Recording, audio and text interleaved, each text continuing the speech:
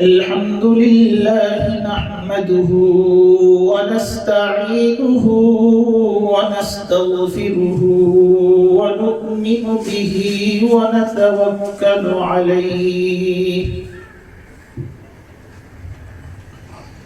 ونعوذ بالله من شرور أنفسنا ومن سيئات أعمالنا من يهده الله فلا مضل له ومن يضلله فلا هادي له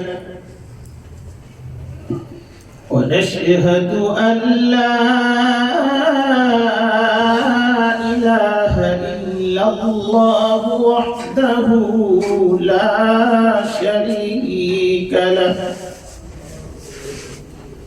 ونشهد أن محمدا عبده ورسوله أرسله بالحق بشيرا ونذيرا وداعيا إلى الله بإذنه وسراجا منيرا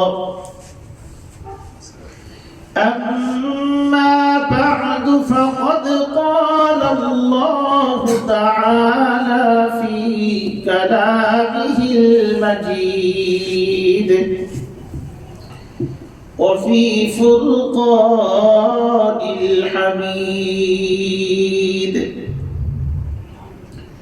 أعوذ بالله من الشيطان الرجيم بسم الله الرحمن الرحيم وما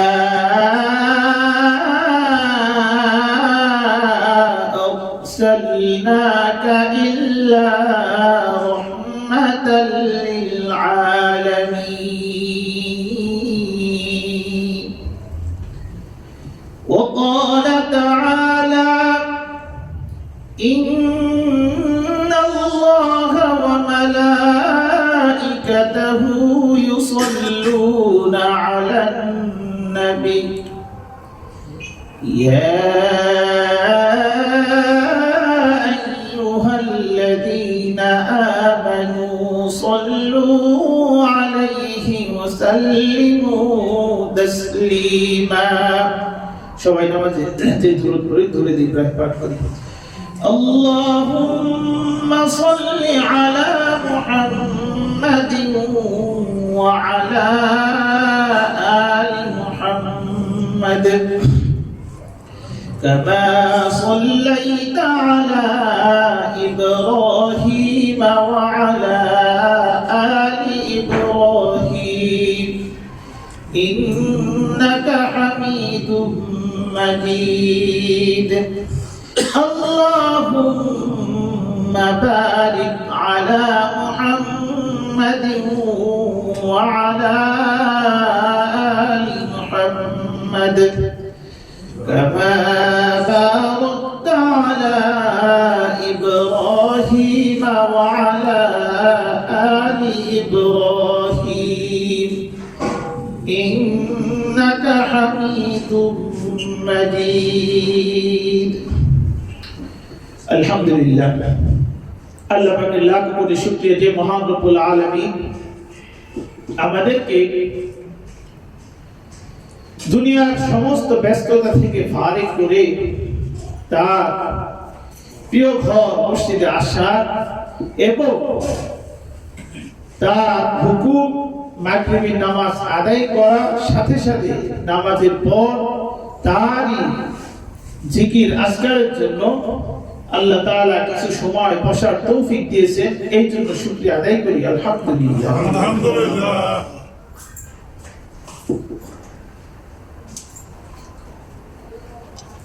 আজকে আপনাদের সম্মুখে আলোচনার বিষয়বস্তু সিরাতুন নবী সাল্লাল্লাহু আলাইহি ওয়াসাল্লাম।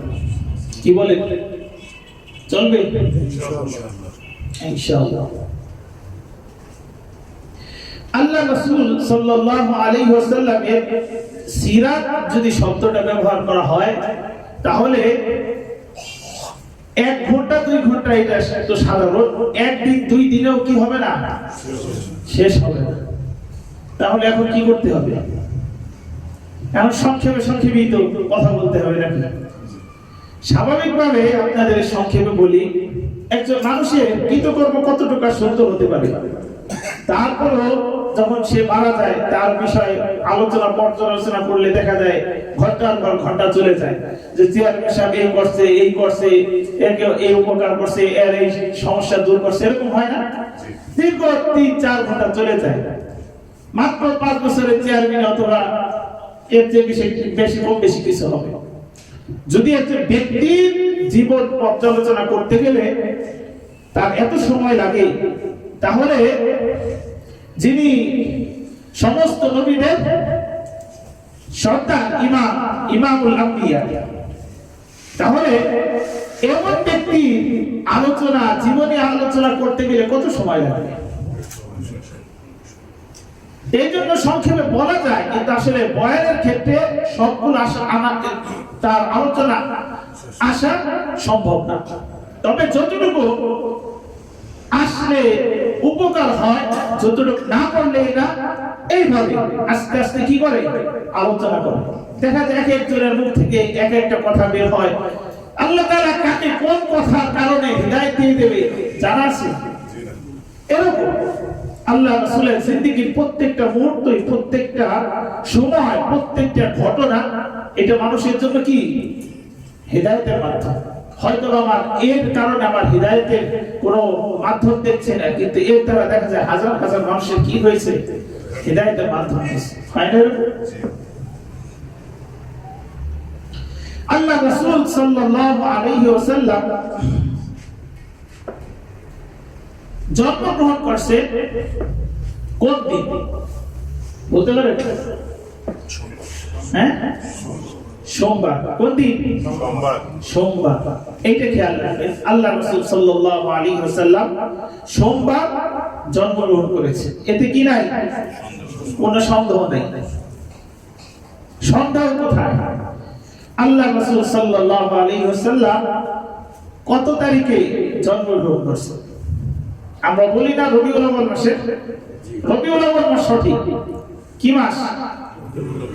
রবিউল আউয়াল মাস সঠিক, কিন্তু রবিউল আউয়াল মাসে কোন তারিখে? 12 তারিখে। আচ্ছা, কোন তারিখে জন্মগ্রহণ করছে এই তারিখ নিয়ে ইখতিলাফ আছে। কি নিয়ে? কিন্তু কোন তারিখে মৃত্যুবরণ করছে এ নিয়ে কি নাই, কোন ইখতিলাফ নাই। অর্থাৎ আল্লাহ রাসূল সাল্লাল্লাহু আলাইহি ওয়াসাল্লাম সোমবার জন্মগ্রহণ করেছে, সোমবার মৃত্যুবরণ করেছে। সোমবার মৃত্যুবরণ করেছে, যে সোমবারে মৃত্যুবরণ করেছে ওই সোমবারের তারিখ ছিল 12ই রবিউল আউয়াল। কোন রবিউল আউয়াল? 12ই রবিউল আউয়াল। কিন্তু যে সোমবারে জন্মগ্রহণ করেছে ওই সোমবারে কি 12ই রবিউল আউয়াল হওয়া আবশ্যক? হ্যাঁ, কি বলে? আচ্ছা, আপনার সংক্ষেপে বললে আর একটু বুঝবেন। নতুন লাগতেছে এই কথাগুলো দেখে। হ্যাঁ, আপনারা ঈদ করছেন না? রমজানের ঈদ কিবারে করছেন? শুক্রবার। হ্যাঁ, আর কোনদিন হয় না ঈদ? হয়েছে। আচ্ছা, ঈদ তো দিন পরিবর্তন হইল কি জন্য? রমজানের 30 দিন পরেই তো করে। রমজানের পরেই তো, নাকি আগে করলে হয়তো দিনের পার্থক্য হইতে পারে, রমজানের পরেই করে, কিন্তু দিনের পার্থক্য কেন হলো? রমজান যে পার্থক্য সেই কারণে। রমজান যে পার্থক্য সেই কারণে, রমজান পার্থক্য হওয়ার কারণে। আসলে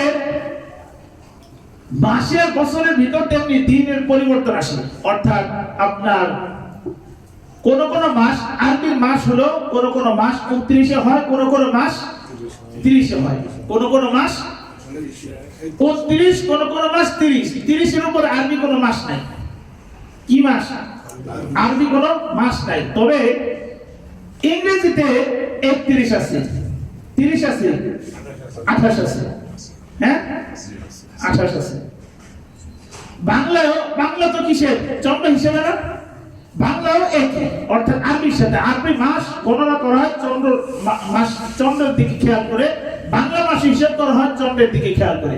অর্থাৎ আরবির যদি 29-30 হয়, বুঝবে বাংলার কি 29-30 হয়। 29-30 এগুলো হওয়ার কারণে আপনার দিনের পরিবর্তন বছর শেষে দেখা যায় পরিবর্তন আসে। দিনের পরিবর্তন শুধু এতটুকু না, ঋতুর পরিবর্তন পর্যন্ত আসে। যেমন আপনারা আরেকটু খেয়াল করলে বুঝবেন যে এখন এই যে শীত, এই শীত এক সময় দেখা যায় রোজার মাসে ছিল, পাইছেন এরকম? হ্যাঁ পাইছেন না? পাইছেন। অথচ এরকম হবে যে দেখা যায় এমন একটা কয়েক বছর যাবত চলতেছে বাংলাদেশে রোজার মাসগুলো এর সবচেয়ে বড় দিন আর গরমের দিন, এরকম না? কি জন্য? বছর তো একটাই, সেই একই চন্দ্র, সেই একই সূর্য, পার্থক্য কি জন্য? অর্থাৎ এই পার্থক্য এটা শুধু একটা সময় না, এটা আজীবন চলে আসতেছে। কি করতেছে? আজীবন, এই আজীবন চলতেই থাকবে, এরকম পরিবর্তন চলতেই থাকবে। এখন কথা হলো, আল্লাহ রাসূল সাল্লাল্লাহু আলাইহি ওয়াসাল্লাম যখন জন্মগ্রহণ করছেন, আল্লাহ রাসূল নিজেও কি জানতেন যে তিনি নবী হবেন ভবিষ্যতে? হ্যাঁ, কথা বুঝাইতে পারতেছি না মনে হয়। আল্লাহ রাসূল জন্মগ্রহণ করছেন ভালো সময় না জাহিলিয়াতের সময়? মানুষের ওই সময় চিন্তা চেত না কি ভালো ছিল না খারাপ ছিল?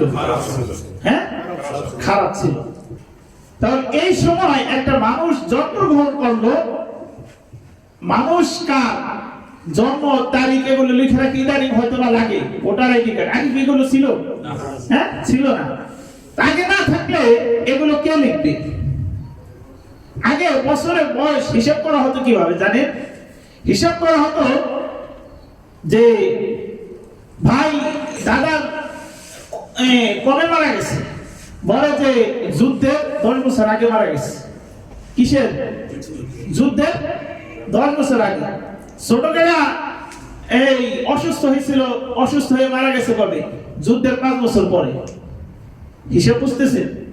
হ্যাঁ, এরকম। অর্থাৎ 100 বছরের ভিতরে যদি বড় কোনো ঘটনা ঘটে, এই বড় ঘটনাকে কেন্দ্র করে আগে পরে বয়স হিসাব করা হতো, সময় হিসাব করা হতো, এরকম।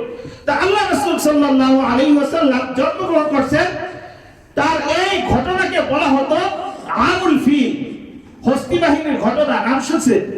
অর্থাৎ আব্রাহা ইয়ামানের বাদশা, সে কি করেছিল?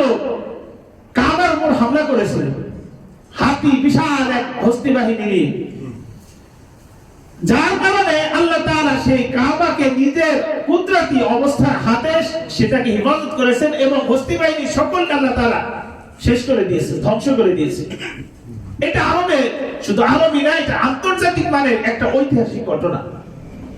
যার কারণে পরবর্তীতে কোন ঘটনা ঘটলে এই হস্তি বাহিনীর ঘটনার উপর ভিত্তি করে বলতো যে হস্তি বাহিনীর এত বছর পরে এরকম। তো আল্লাহ রাসূল সাল্লাল্লাহু আলাইহি ওয়াসাল্লাম জন্মগ্রহণ করছে যখন, তখন আসলে এই তারিখ নির্ধারণ করা এই চেষ্টা ওই সময় ছিল না। আর তাহলে এই সোমবার যে জন্মগ্রহণ করছে এটা আমরা পাই কিভাবে? এটা পাই হলো আল্লাহ রাসূলের হাদিস থেকে। কি থেকে? হাদিস থেকে। অর্থাৎ আল্লাহ রাসূল বলছে যে এই সোমবার আমি জন্মগ্রহণ করেছি, এই সোমবার আমি কি মৃত্যুবরণ করব।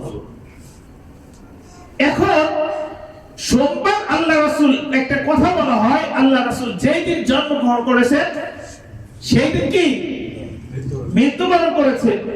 সেই দিন হিসাব করলে সোমবার এটা নির্দিষ্ট স্পষ্ট পাওয়া যায়, কিন্তু যেই তারিখে জন্মগ্রহণ করেছেন সেই তারিখে মৃত্যু, এটা বলা হয়েছে না? যেই দিন, হ্যাঁ যেই দিন। বুঝতেছেন আমার কথা?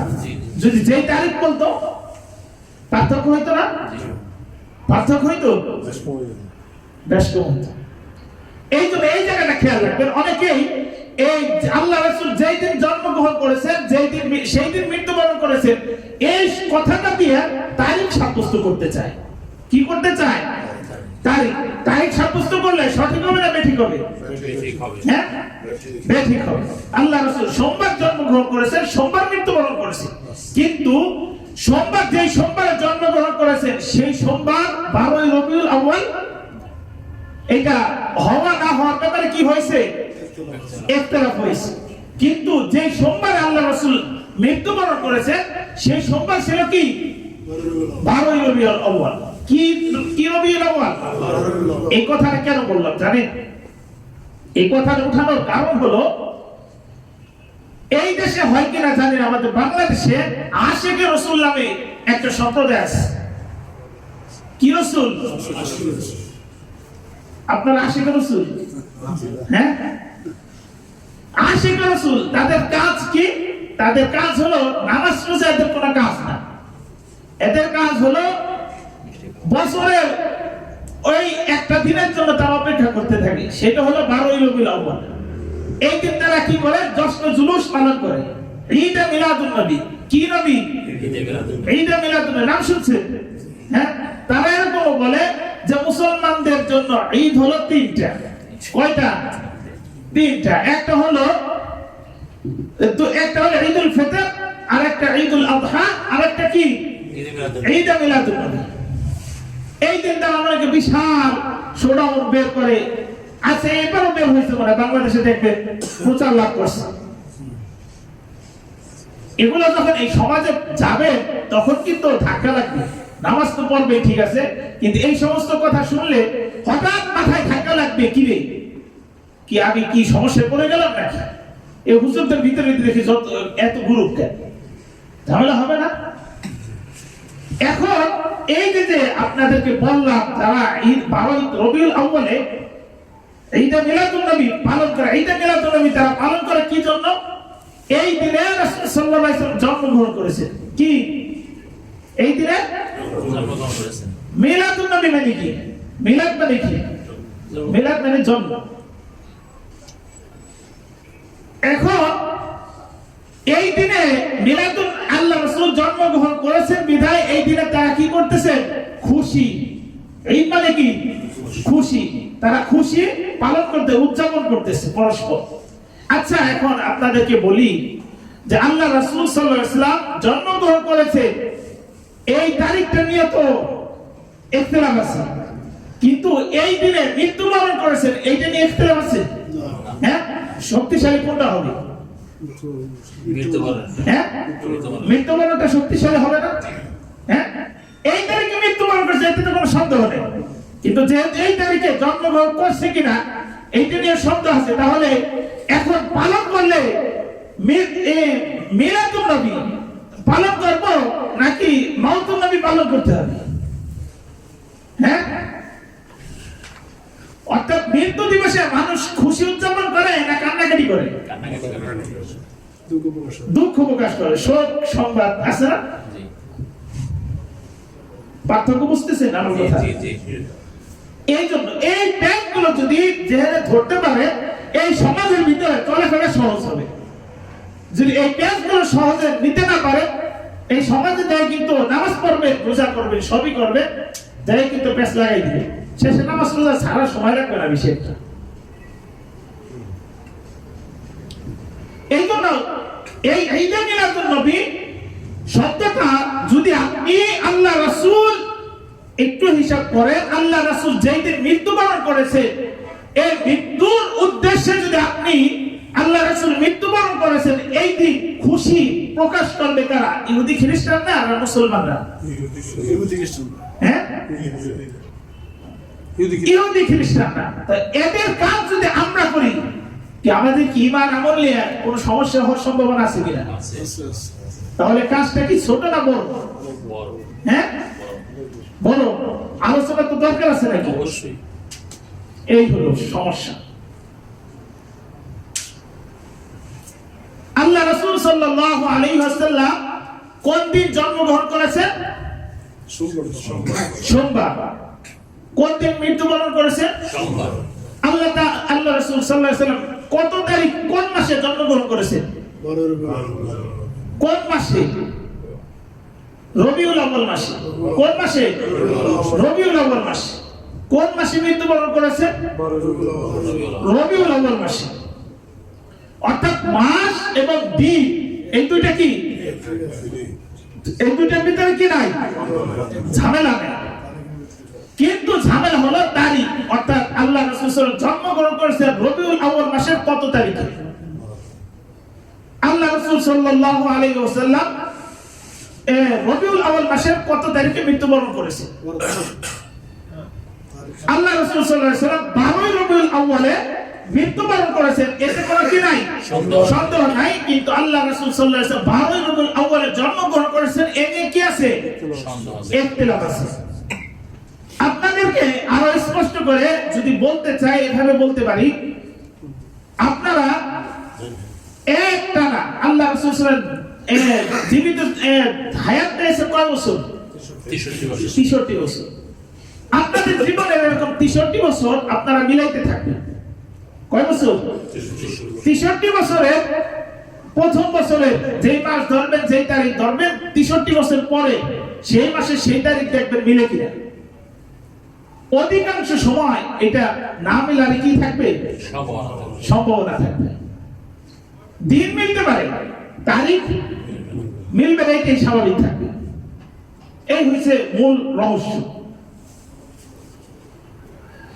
এখন আমরা এই আলোচনার সামনে আমরা একটু সামনে আলোচনা করি।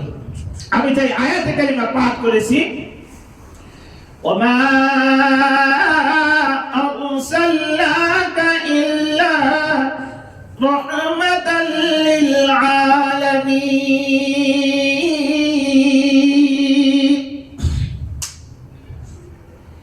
আল্লাহ তাআলা ঘোষণা দিচ্ছেন, হে নবী, আমি আপনাকে দুনিয়াবাসীর জন্য রহমত স্বরূপ প্রেরণ করেছি।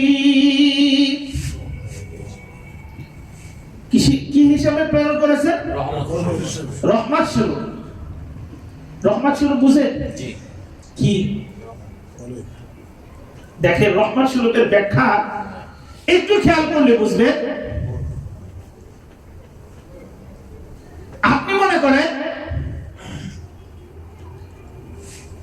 বিদেশে আসবেন। কোথায় আসবেন? বিদেশে আসবেন। এমন সময় আপনি এয়ারপোর্টে আসছেন, টিকিট কাটবেন। টিকিট কাটার সময় পকেটে হাত দিয়ে, ব্যাগে হাত দিয়ে দেখেন আপনার টিকিট নাই।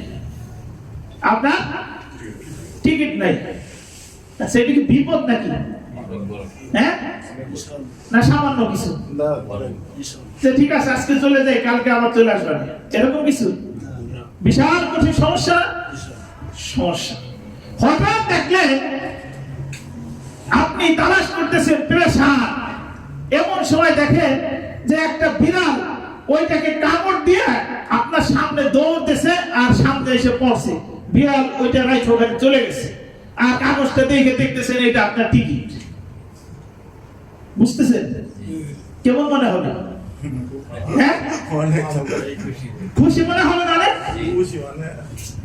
তাহলে এই যে কাজটা হলো, এই কাজটাকে আপনি কোন দৃষ্টিতে দেখবেন? বলবেন যে আল্লাহ আমাকে রহমত করছে, আল্লাহ আমার উপর কি করছে? রহমত করছে, আল্লাহ আমার উপর দয়া করছে। কোন সময়? বিপদের সময় কথাটা মনে পড়ে, রহমত করছে। এই শব্দটা এই জন্য বললাম, আল্লাহ রাসূল সাল্লাল্লাহু আলাইহি ওয়াসাল্লাম এমন সময় আল্লাহ তাআলা পাঠাইছে, যে সময় এমন কোন মানুষ ছিল না যে মানুষ শান্তির জন্য সে অন্বেষণ হয় পাগলের মতো ছোটাছুটি করে নেয়। এমন কোন ব্যক্তি ছিল না। আপনি যুবক কোন, বৃদ্ধ কোন, বাবা কোন, মা কোন, ছেলে কোন, সন্তান কোন, মেয়ে কোন, পরিবার কোন, সমাজ কোন, দেশ কোন, ব্যবসায়ী কোন, এমন কোন শ্রেণী বিশাল লোক ছিল না যারা কি ছিল না? পেরেশানির মধ্যে ছিল না। আজকে ব্যবসায়ী রাস্তায় নামলে তাকে ডাকাত ধরে, আজকে একজন সাধারণ মানুষ রাস্তা দিয়ে হাঁটলে তাকে হত্যা করে ফেলানো হয়, যার কোনো বিচার হয় না। আজকে একটা মেয়ে রাস্তা দিয়ে যাবে, সে নিশ্চিতভাবে তার সতীত্ব রক্ষা করতে পারবে কিনা বলতে পারে না।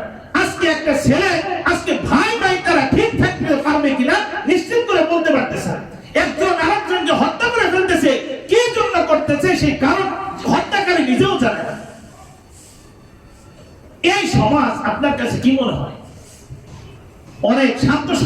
নাকি অশান্ত একটা সমাজ? অশান্ত সমাজ হলে এই সমাজে বাস করার মতো মানুষ কি মনে করে? মানুষ আগ্রহী, এমন সমাজ চায় মানুষ। এমন সমাজ থেকে বের হওয়ার জন্য মানুষের কি করণীয়?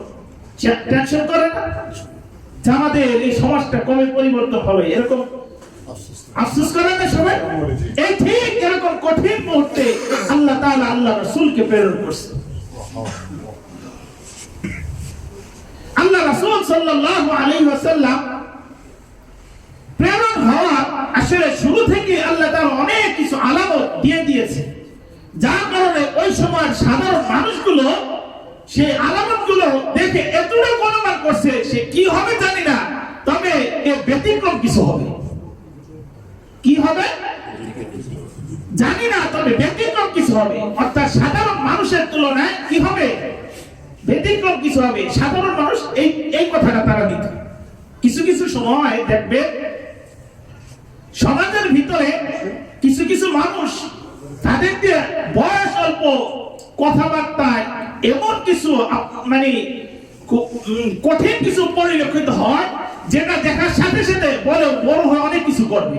এরকম বলে না? কি জন্য বলে? কি করবে জানে না, তবে এতটুকু বলে তার অনেক কিছু হবে। এরকম হয় না?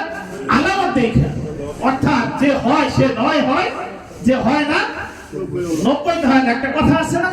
এরকম আল্লাহ রাসূল সাল্লাল্লাহু আলাইহি ওয়াসাল্লাম যখন মা আমেনার কোলে আসে, যখন মা আমেনার পেটে আসে, মা আমেনা বলতেছেন যে আমি অন্যান্য মহিলাদের ক্ষেত্রে শুনেছি যখন বাচ্চা গর্ভে আসে তখন মহিলারা ঠিক মতো খেতে পারে না, তখন ঠিক মতো কাজ করতে পারে না, ঠিক মতো চলাফেরা করতে পারে না, কিন্তু আমার পেটে যে একজন বাচ্চা আছে আমি এইটা সামান্যতম অনুভব করতাম না।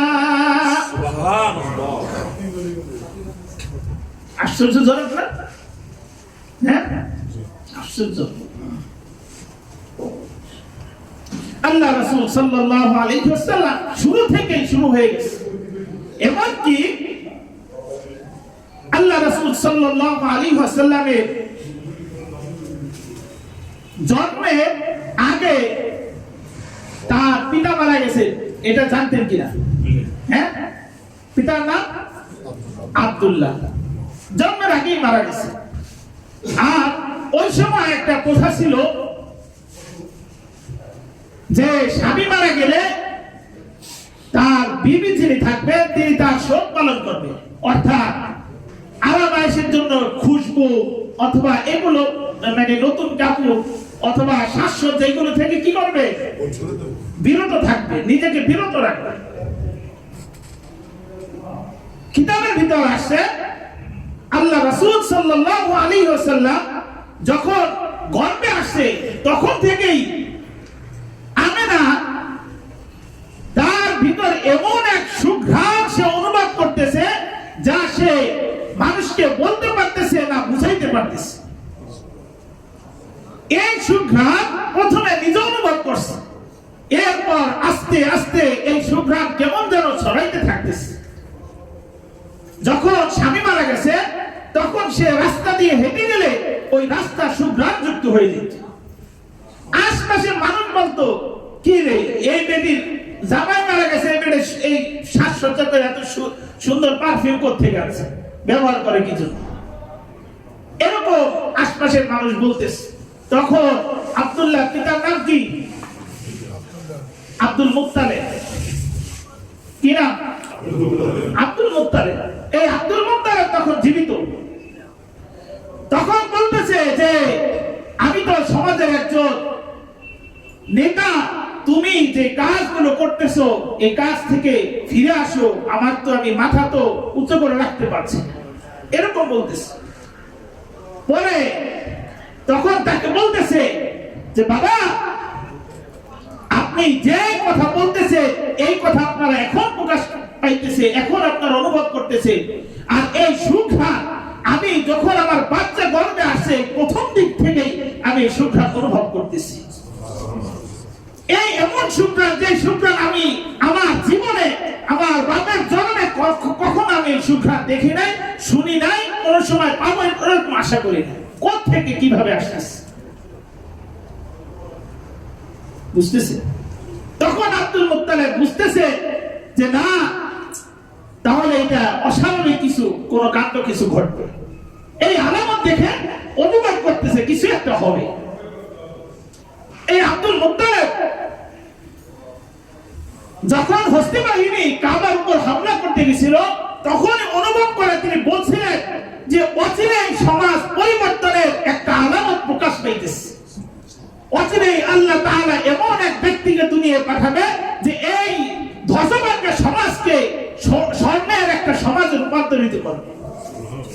ওই সময় তাদের দৃষ্টিভঙ্গি এত সুন্দর ছিল।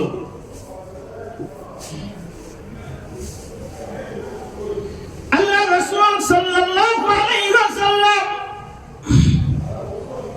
যখন যে রাতে জন্মগ্রহণ করে, কিতাবের ভিতরে এসেছে আল্লাহর রাসূল সাল্লাল্লাহু আলাইহি ওয়াসাল্লাম সুবহ সাদিক হওয়ার সাথে সাথে দুনিয়াতে আসে। আর দুনিয়াতে এসে অন্যান্য সাধারণ বাচ্চাদের মতো ছিল না। তিনি সর্বপ্রথম এসেই এমন এক বাক্য সমুচ্চারে উচ্চারণ করতে শুরু করেছে, আল্লাহু আকবার কাবীরা আলহামদুলিল্লাহি লা ইলাহা ইল্লাল্লাহু বুকরাতাও ওয়া আসীলা। সুবহানাল্লাহ বলবেন না? সুবহানাল্লাহ। একজন শিশু বাচ্চা যখন ভূমিষ্ঠ হয় তখন কান্নাকাটি করে না, কথা বলে? হ্যাঁ, আমার আব্বু কোথায়, কেমন আছে, হাউ আর ইউ, এরকম কিছু বলে? হ্যাঁ, তো যদি কেউ বলে আশ্চর্য লাগবে না? কাম শ্বাস, এ কেমন বাচ্চা, এ ভাইরাল হয়ে যাবে। ইউটিউবে যত আছে, ফেসবুক যত লাইভ আছে সব হয়ে যাবে না, রাতারাতি ভাইরাল হয়ে যাবে। ওই সময় একটা বাচ্চা যদি এরকম শব্দ ব্যবহার করে, তাহলে যারা শুনছে আশপাশে তারা কি মনে করবে? আশ্চর্য হবে না? আশ্চর্য হয়েছে। এই বাচ্চা কি করে, আব্দুল্লাহ ছেলে এটা কি বলতেছে? এই ছোটবেলা থেকে আলামত প্রকাশ পাইতেছে।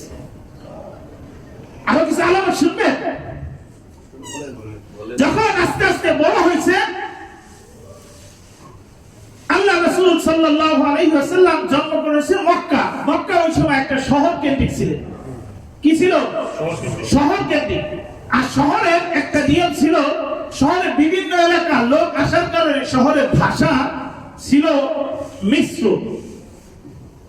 অর্থাৎ একটা শুদ্ধ ভাষায় কথা বলতে গেলে কিছু শব্দ আসতো নোয়াখালী শব্দ, কিছু পুরান ঢাকার শব্দ, কিছু বরিশালের শব্দ, কিছু আপনার পাবনা ওই কুষ্টিয়ার শব্দ মনে করে মিলে মনে করে একজন কথা বলতো। মূল আসল যে শুদ্ধ ভাষা সেটা কি করতো না, পাওয়া যেত না।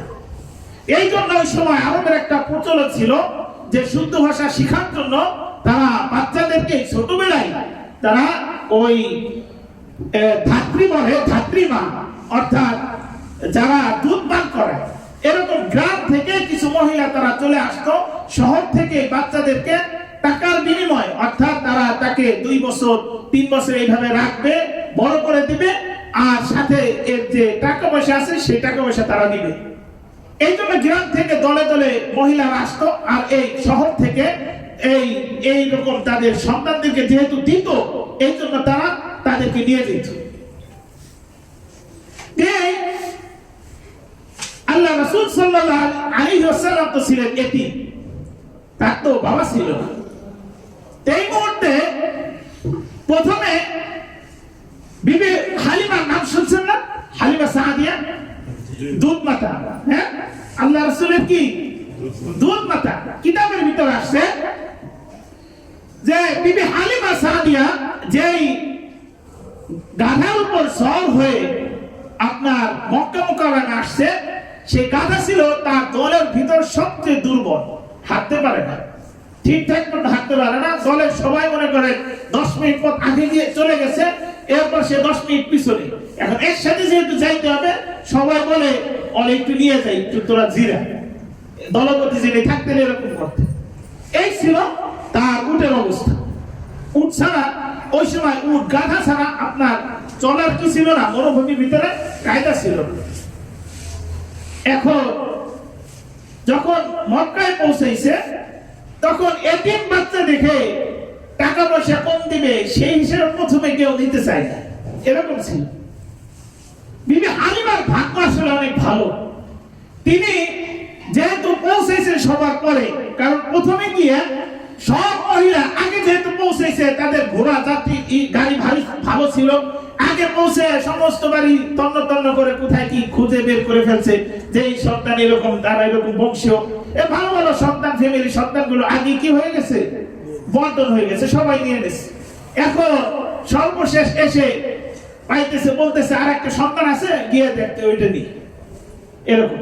এখন বিবি হালিমা চিন্তা করতেছে এত দূর থেকে আসলাম, খালি হাতে ফিরে যাব নাকি নিয়ে যাব, নিয়ে যাও ভালো না, খালি হাতে ফিরে যাচ্ছে, নিয়ে দেখেছে। এই হয়েছে অবস্থা। এখন আল্লাহ রাসূলকে যখনই সেই উটের উপরে, সেই গাধার উপরে বসাইছে, কিতাবের ভিতর আসছে সেই গাধা এমন জোরে দৌড় শুরু করছে যে তাদের এই শক্তিশালী পাওয়ারফুল এই উট গাধা থেকে অনেক দ্রুত চলা শুরু করছে। সুবহানাল্লাহ। বিবি হালিমা টের পাইছে এটা এরকম হচ্ছে কেন। প্রথমে এটা আশ্চর্য হয়েছে, হঠাৎ কি জন্য আমার এই গাধার উপরে এরকম পরিবর্তন।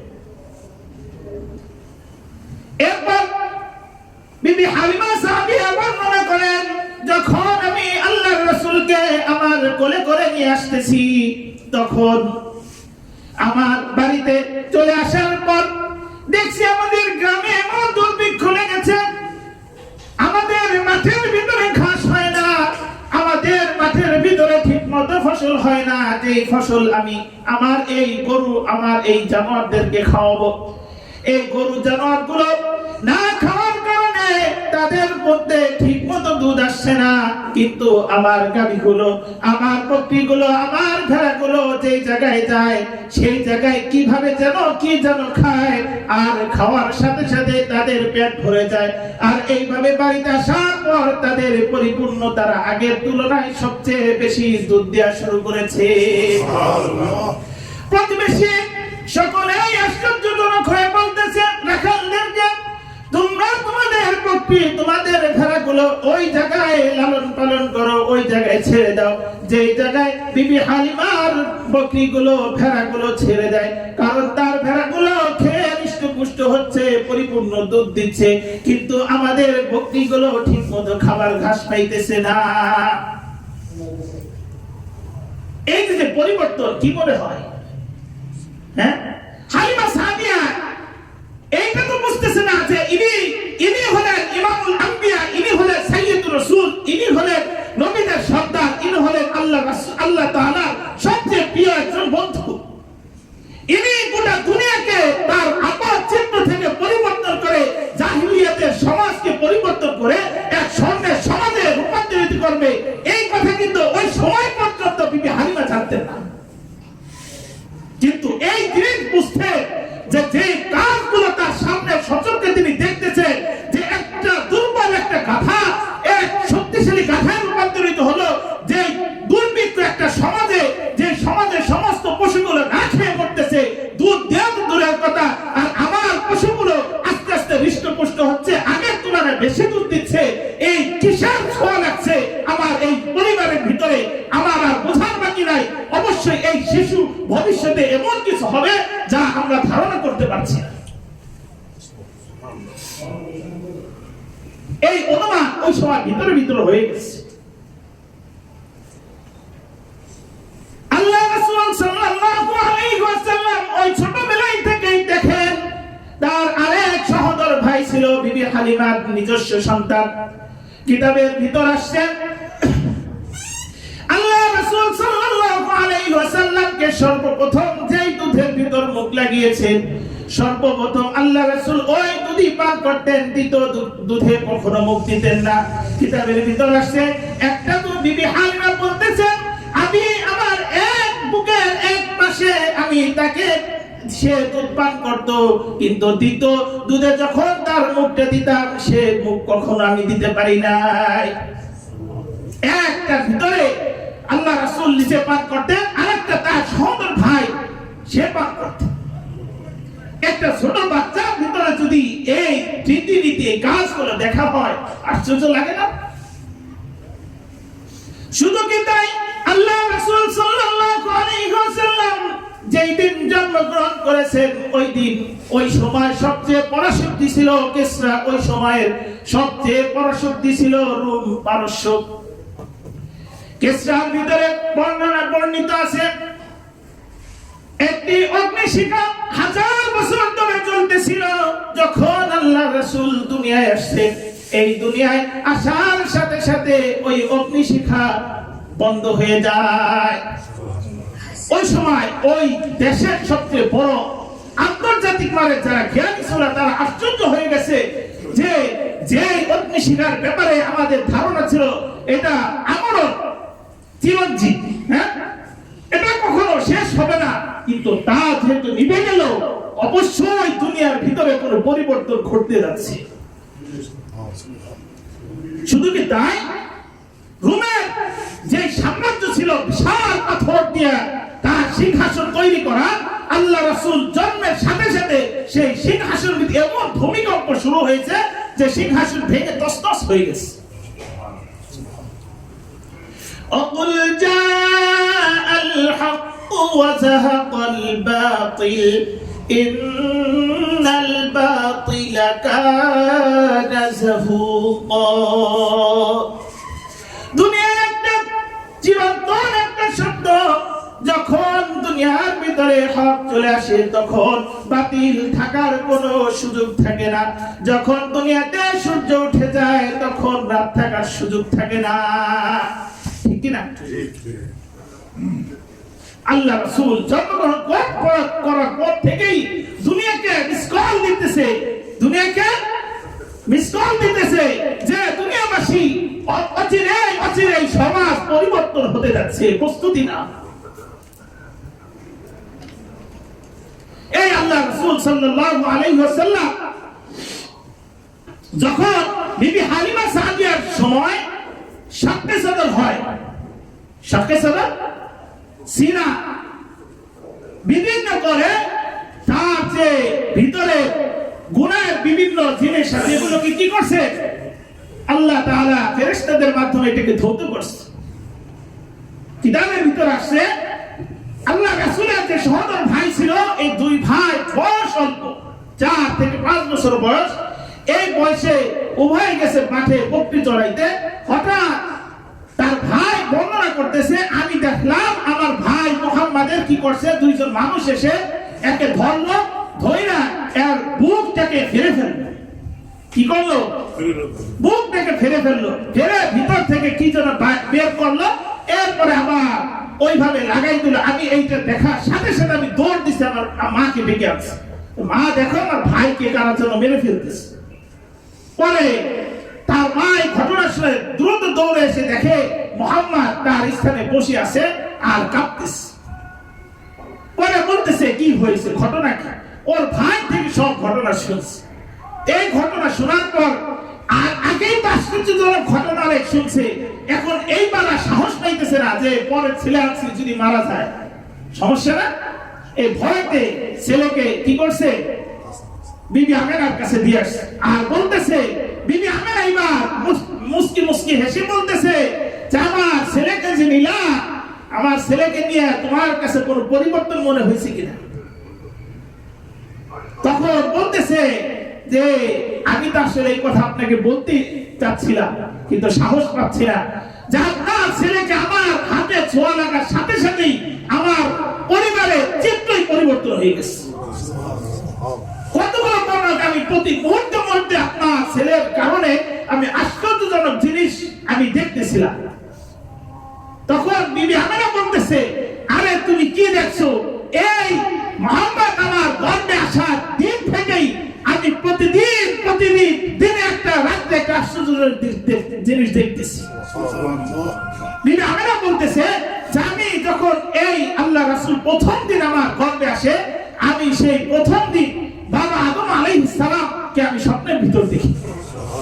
আমাকে সংবাদ দিচ্ছে যে তোমার গর্ভে এমন এক ব্যক্তি আসতেছে, প্রস্তুতি না, আল্লাহ এই ছিল সুসংবাদ শুরু থেকে পেয়ে যাচ্ছিলেন। এরপর আস্তে আস্তে আস্তে আস্তে যখন বাবা মারা গেলেন, বাবার পর মা মারা গেলেন, মার পরে তত্ত্বাবধানে ছিলেন কার? দাদা আব্দুল মুত্তালিব। আব্দুল মুত্তালিব 6 বছর বয়সে মারা যায়। তখন আব্দুল মুত্তালিব তার যে ছেলে আবু তালেব, সে আবু তালেবের কাছে এই এতিম ছেলেকে কি করে লালন পালনের জন্য দিয়ে যায় যে আবু তালেব তুই আমার এই নাতিটাকে লালন পালন কর। ওইভাবেই চাচার কাছে কি হইতেছে? বড় হইতেছে। কিতাবের ভিতর আসছে বয়স যখন 12 তখন আবু তালেবের সাথে ব্যবসার উদ্দেশ্যে সিরিয়ায় চলে গেছে। কোথায়? সিরিয়া। অর্থাৎ ওই সময় সিরিয়ার নাম ছিল শাম। কি? শাম। শামে সেই ব্যবসার জন্য চলে গেছে। যখন এই শামের ভিতরে অনেক পাদ্রী ছিলেন, খ্রিস্টান ইহুদিদের অনেক কি ছিল, জ্ঞানী ব্যক্তিরা ছিলেন, তারা এই বাচ্চাকে দেখার সাথে সাথেই বলতেছে যে এই বাচ্চার অভিভাবক কে? পরে বলতেছে আবু তালেব। আবু তালেবকে ডেকে বলতেছে শোনো, আমি তোমাকে তোমার এই ভাতিজা সম্পর্কে একটা কথা বলি যে এই ভাতিজাকে তুমি হেফাজত করো। যদি তোমার জীবন দিয়ে সম্ভব হয়, তোমার সমাজের জীবন দিয়ে সম্ভব হয়, তোমরা এই বাচ্চাটাকে হেফাজত করো। এই বাচ্চাটাকে আর তোমরা এই বাচ্চাটাকে স্বামী নিয়ে যেও না। যদি এই বাচ্চাটাকে স্বামী নিয়ে যাও তাহলে তাকে দেখা মাত্রই চিরে ফেলবে এবং তাকে হত্যা করবে। এই বাচ্চাই অদূর ভবিষ্যতে একজন নবী হিসেবে আবির্ভূত হবে। এই কথা শুনে আবু তালেব ওই সময় তার কথা শুনে সাথে সাথে এই ভাতিজাকে সে ব্যবসার মাল আরেকজনের কাছে বুঝাই দিয়ে সে কি করছে? এই ভাতিজাকে মক্কায় পৌঁছে দিয়ে গেছে। কিতাবের ভিতরে আসছে এই আবু তালেব ভাতিজাকে নিয়ে যখন ওই এলাকা ত্যাগ করছে, তার সহপাঠী যারা আছে তারা বলতেছে আমরা কিছু দূর পর আগানোর পরেই দেখি দুইজন ব্যক্তি বিশাল ঘোড়া দ্রুতগামী দুইটা ঘোড়া নিয়ে সামনে আসে, এসে বলতেছে যে তোমরা কারা? বলতেছে যে আমরা মক্কা থেকে আসছি, ব্যবসায়ী দল। পরে বলতেছে তোমাদের ভিতরে কি মুহাম্মদ নামে কোন বাচ্চা আছে? পরে বলতেছে না। পরে এই কথা বললে পরে তাদেরকে অতিক্রম করে চলে গেছে। দেখলো তারা দুইজন চলে গেছে। পরে সে বলতেছে যে আমরা তো মনে করছি যে এরকম এক বাচ্চা তোমাদের সাথে হবে, যদি আজকে সে হইতো তাহলে আমরা তাকে হত্যা করতাম। বুঝতেছে? এই ঘটনা ওই সময় সে আবু তালেবকে এসে বলতেছে পরবর্তীতে যে তুমি যখন তোমার এই ভাতিজাকে নিয়ে আসছো, এর কিছুক্ষণ পরে আমরা কি করছি, ওই পার্টির ঘটনা কথা সত্য হয়ে গেছে যে দুইজন ব্যক্তি সেই শাম থেকে আসছে এই মুহাম্মাদের তালাশ। বলতেছে সে নাকি ভবিষ্যতে নবী হবে। পরে ওই পাত্রীর সাথে দেখা, পাত্রী ওই দুই ব্যক্তিকে বলতেছে যে তোমরা কি জন্য আসছো? বলতেছে আমরা এমন এক ব্যক্তি মক্কা থেকে আসবে, অর্থাৎ তাওরাতের ভিতরে ইনজিলের ভিতরে আল্লাহ রাসূলের সমস্ত অবয়ব কি করবে না করবে, কিভাবে আবির্ভূত হবে, সবকিছু কি ছিল লেখা ছিল। আর তারা ছিল এই কিতাবের পণ্ডিত হওয়ার কারণে তারা আলামত সবকিছু বুঝতে পারছিলেন। যার কারণে পাত্রী কি করছে, বলছে তোমার ভাতিজা কি হবে, ভবিষ্যতে নবী হবে। এখন ওই দুই ব্যক্তিকে বলতেছে যে আচ্ছা তোমরা আমাকে এই কথাটার উত্তর দাও যে যেই ব্যক্তি ভবিষ্যতে নবী হবে সেই ব্যক্তিকে তোমরা হত্যা কিভাবে করবে? তার তো লেখাই হয়ে গেছে সে ভবিষ্যতে নবী হবে। তো নবী যদি হয় তোমরা তাকে হত্যা যে করার চিন্তা ভাবনা করতেছো, এটা কি তোমাদের সঠিক না বেঠিক চিন্তা ভাবনা? এই কথা শোনার পরে তারা বুঝতে পারছে, আস্তে করে চলে গেছে। দেখেন কত কঠিন পরিস্থিতি দিক দিয়ে বের হয়ে আসছে না? শুধু কি তাই, প্রত্যেক নবীর ক্ষেত্রে আসলে এরকম বড় বড় পরিস্থিতি সামনে শিকার হয়েছে। শুধু এত কিনতেছিলাম আল্লাহ রাসূল সাল্লাল্লাহু আলাইহি ওয়াসাল্লাম জন্মের পর থেকে কি শুরু হয়েছে, তার আলামত শুরু হইতেছে একের পর এক একটা আলামত হইতেছে যে ভবিষ্যতে কি একজন বড় মহামানব হতে যাচ্ছে। এইভাবে আস্তে আস্তে বড় হচ্ছে, বড় হয়ে বিবি খাদিজা রাদিয়াল্লাহু তাআলা আনহার সাথে তার কি হয়েছে? বিবাহ হয়েছে। তার সম্পদে দেখাশোনার ভার তাকে দিয়েছে, কারণ তার বিশ্বস্ততার কারণে গোটা মক্কার ভিতরে এক প্রসিদ্ধি লাভ করেছে যে তিনি হলেন একজন সত্যবাদী, যাকে আরবি ভাষায় কি বলে? আল আমিন। কি বলে? আল আমিন, অর্থাৎ বিশ্বস্ত একজন ব্যক্তি। এই বিশ্বস্ত ব্যক্তিদের ব্যবসায় দরকার আছে কিনা? হ্যাঁ, মানুষ বিশ্বস্ত লোক খোঁজে না ব্যবসার জন্য। ঠিক বিবি খাদিজা একজন আরব মক্কার ভিতরে যদি হাতে গোনা কয়েকজনকে সবচেয়ে বড় ব্যবসায়ী মনে করা হতো, তার ভিতরে একজন ছিল কে? বিবি খাদিজা। এই বিবি খাদিজা সর্বপ্রথম তাকে ব্যবসার জন্য, তার কাজের জন্য তাকে নিয়োগ দেন যে তুমি কি আমার ব্যবসা করে দিবে। পরে তিনি তার চাচার সাথে আলোচনা করে বলছে যে হ্যাঁ, আমরা তো ব্যবসা করবো, এটাই তো আমাদের, কিছু তো করে খেতে হবে।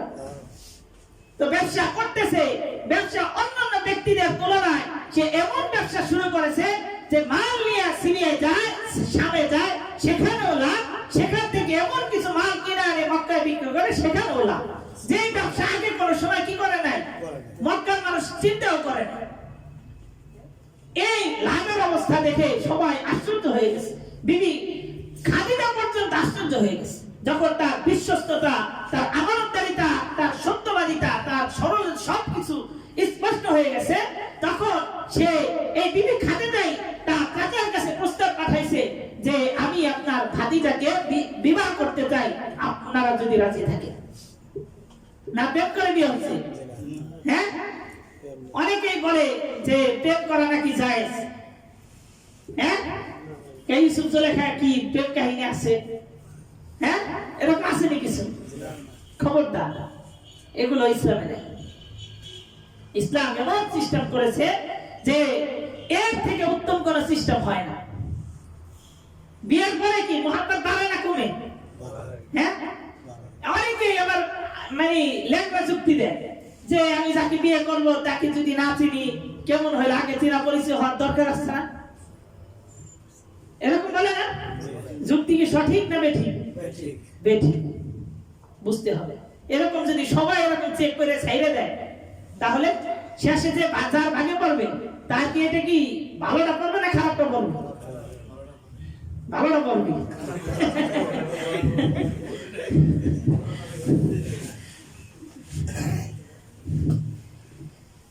এই তো বিবি খাদিজার সাথে যখন তার বিবাহ বন্ধন আবদ্ধ হয়ে যায়, আস্তে আস্তে তখন তার চিন্তা ভাবনা এমন ভাবে প্রসারিত লাভ করতেছে যে দুনিয়ার মানুষ এত হানাহানি, এত মারামারি, এত কাটাকাটি হচ্ছে, এর থেকে মানুষকে কিভাবে মুক্ত করা যায়। কিতাবের ভিতর আসছে মুহাম্মদ সাল্লাল্লাহু আলাইহি ওয়াসাল্লাম এর জন্য হেরার গুহায় দীর্ঘদিন পর্যন্ত সে সাধনা করত, চিন্তা ফিকির করত কিভাবে জাতিকে এই অন্ধকার থেকে বের করে আনা যায়। হঠাৎ একদিন সেই আসল যে উদ্দেশ্য, জিবরাইল আমিন আল্লাহ রাসূলের সামনে চলে আসছে। চলে এসে বলতেছে ইয়া মুহাম্মদ ইকরা কিতাবাক, ইকরা বিসমি রাব্বিকাল্লাযী খলাক, খলাকাল ইনসানা মিন আলাক। এই চিত্র যখন দেখছে হযরত মুহাম্মদ সাল্লাল্লাহু আলাইহি ওয়াসাল্লাম বলতেছে, যখন জিবরাইল আমিন তার আসল চেহারা নিয়ে আমার সামনে আসে, আমি ভয়ে থরথর করে কাঁপতেছি। আমাকে জিজ্ঞাসা করতেছে তুমি পড়ো, আমি বলতেছি মা আনা বিকারি। এইভাবে জিবরাইল আলাইহিস সালাম প্রথমবার রাসূলকে বললেন হে মুহাম্মদ পড়ো, ইকরা বিসমি রাব্বিকাল্লাযী খলাক। আল্লাহ রাসূল বললেন মা আনা বিকারিন, কারণ মুহাম্মদ সাল্লাল্লাহু আলাইহি ওয়াসাল্লাম কোন উস্তাদের কাছে কিছু পড়েন নাই, তিনি কিভাবে বা পড়তে পারবেন? বলতেছেন আমি তো পড়তে জানি না, আমি কিভাবে পড়ব? একবার দুইবার এইভাবে যখন জবাব আসলো, কিতাবের ভিতর আসছে হযরত জিবরাইল আলাইহিস সালাম তার পাথরের সাথে মুহাম্মদ সাল্লাল্লাহু আলাইহি ওয়াসাল্লামের পাথরকে মিশিয়ে এক চাপ দিলেন। চাপ দেওয়ার পর আল্লাহ জিবরাইল আলাইহিস সালাম পড়তেছেন ইকরা বিসমি রাব্বিকাল্লাযী খলাক, খলাকাল ইনসানা মিন আলাক, ইকরা আকরাম আল্লাযী আল্লামা বিল কলম আল্লামাল ইনসানা মা লাম ইয়ালাম। যখন এই আয়াতগুলো পাঠ করে জিবরাইল আমিন আবার তার চোখের আড়াল হয়ে গেল। আল্লাহ রাসূল ভয়ে থরথর করে কাঁপতেছে। সে খাদিজার বিবি খাদিজার নিকটে এসে বলতেছে, ও খাদিজা, কোথায় গেল? আমাকে চাদর দাও, আমার শরীরে জ্বর এসেছে। আজকে আমি এমন জিনিস আমার সামনে এসেছে যা আমি আমার জীবনে কখনো দেখি না। দেখছে আগে? হ্যাঁ। এবার বিবি খাদিজা আশ্চর্য হয়ে গেছে। হঠাৎ এমন কি জিনিস দেখলো, দেখার সাথে সাথে জ্বর এসে গেছে। জিনিসটা কি ভালো না খারাপ? ভালো না খারাপ সেটা বলতেছি, একটা ভয়ের একটা বিষয়। কিসের বিষয়? ছোট ছোট বাচ্চা দেখবেন কখনো যদি কোনো সময় ভয় পেয়ে যায়, জ্বর এসে যায় না শরীরে, হ্যাঁ, বাপ মা অনেক আশ্চর্য হয়ে যায় যে আমার বাচ্চা ভয় পাইছে, হুজুর একটা ফু দিয়ে দেন, এক গ্লাস পানি পড়া দেন, হয় না এরকম? হ্যাঁ, হয়। ওই সময় যখন শরীরে জ্বর এসে গেছে, বিবি খাদিজা টের পাইছে কোনো কিছু তো অবশ্যই ঘটছে। আর আল্লাহর রাসূলের কি দুষ্টামি করার অভ্যাস আছে? মিথ্যা বলার অভ্যাস আছে? কথা তো যা বলবে সত্যিই বলতেছে না। বিবি খাদিজা আশ্চর্য হয়ে তাকে সান্ত্বনা দিতেছে, এ আমার প্রিয় স্বামী, আমি বিশ্বাস করি যে আপনি জীবনে কোনো সময় কারোর সাথে খারাপ আচরণ করেন নাই। আপনি কোনো সময় কাউকে একটি গালি দেন নাই, কাউকে একটি চর দেন নাই, কারো উপর জুলুম করেন নাই। বরং আপনি আত্মীয়তার সম্পর্ক রক্ষা করেছেন, আপনি গরিবকে সাহায্য করেছেন, আপনি অসহায়কে তাকে পরিপূর্ণভাবে সাহায্য করার চেষ্টা করেছেন। আপনি প্রত্যেকটা সমাজে যেখানে যে জিনিসটার দরকার ছিল, আপনি সেই জিনিস পূরণ করার জন্য চেষ্টা করেছেন। আপনি মানুষের কাছে শুধু কি তাই, এমন বন্ধু হওয়ার কারণে মানুষ আপনাকে আল আমিন উপাধি দিয়েছে। অতএব আপনি এতটুকু নিশ্চিত থাকেন, আপনার সাথে কোনো সময় খারাপ কিছু ঘটার সম্ভাবনা নাই। আপনার সাথে যদি কিছু ঘটেই থাকে, অবশ্যই এর ভিতরে ভালো কোনো রহস্য আছে।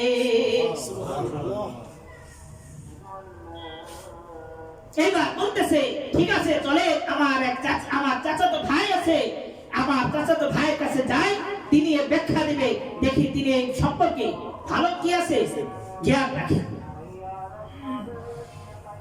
কিতাবের ভিতরে আসছে বিবি খাদিজা তার ওই চাচাতো ভাই নিকট যখন তার স্বামীকে নিয়ে গিয়েছে আর এই ঘটনা বর্ণনা করতেছে যে, ভাই, আমার স্বামী এরকম হেরা গুহায় থাকা অবস্থায় এমন তার সামনে কি যেন এসেছে আর কি যেন বলেছে, আর সেরকম দেখেই ভয় পেয়েছে, যে চিত্র সে আগে কখনো দেখে নাই।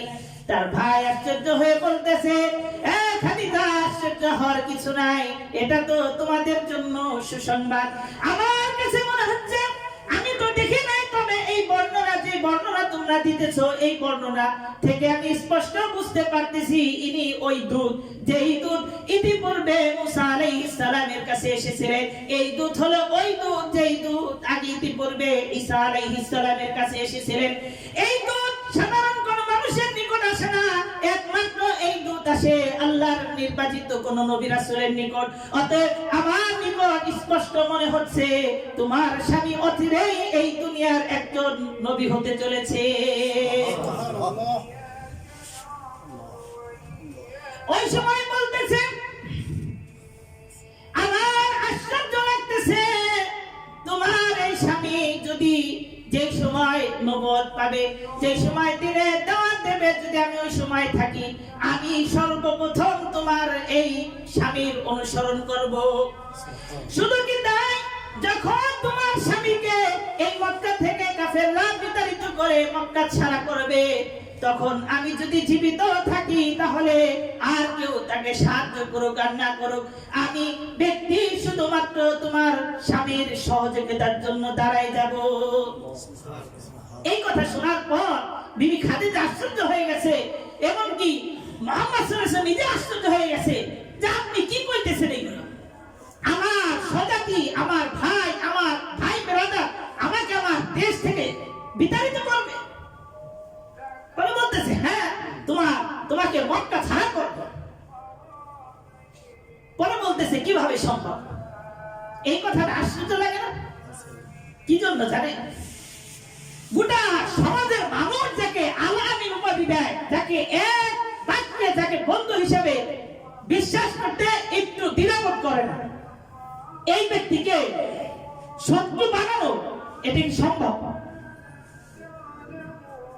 আমি যদি আপনার উপকার করি, আপনি আমাকে ক্ষতি করবেন, এটাকে আমি ধারণা করতে পারি? হ্যাঁ, সমাজের ভিতর তো সে তো কাউকে ক্ষতি করে না, তাহলে তার সাথে জাতি আচরণ কেন করে?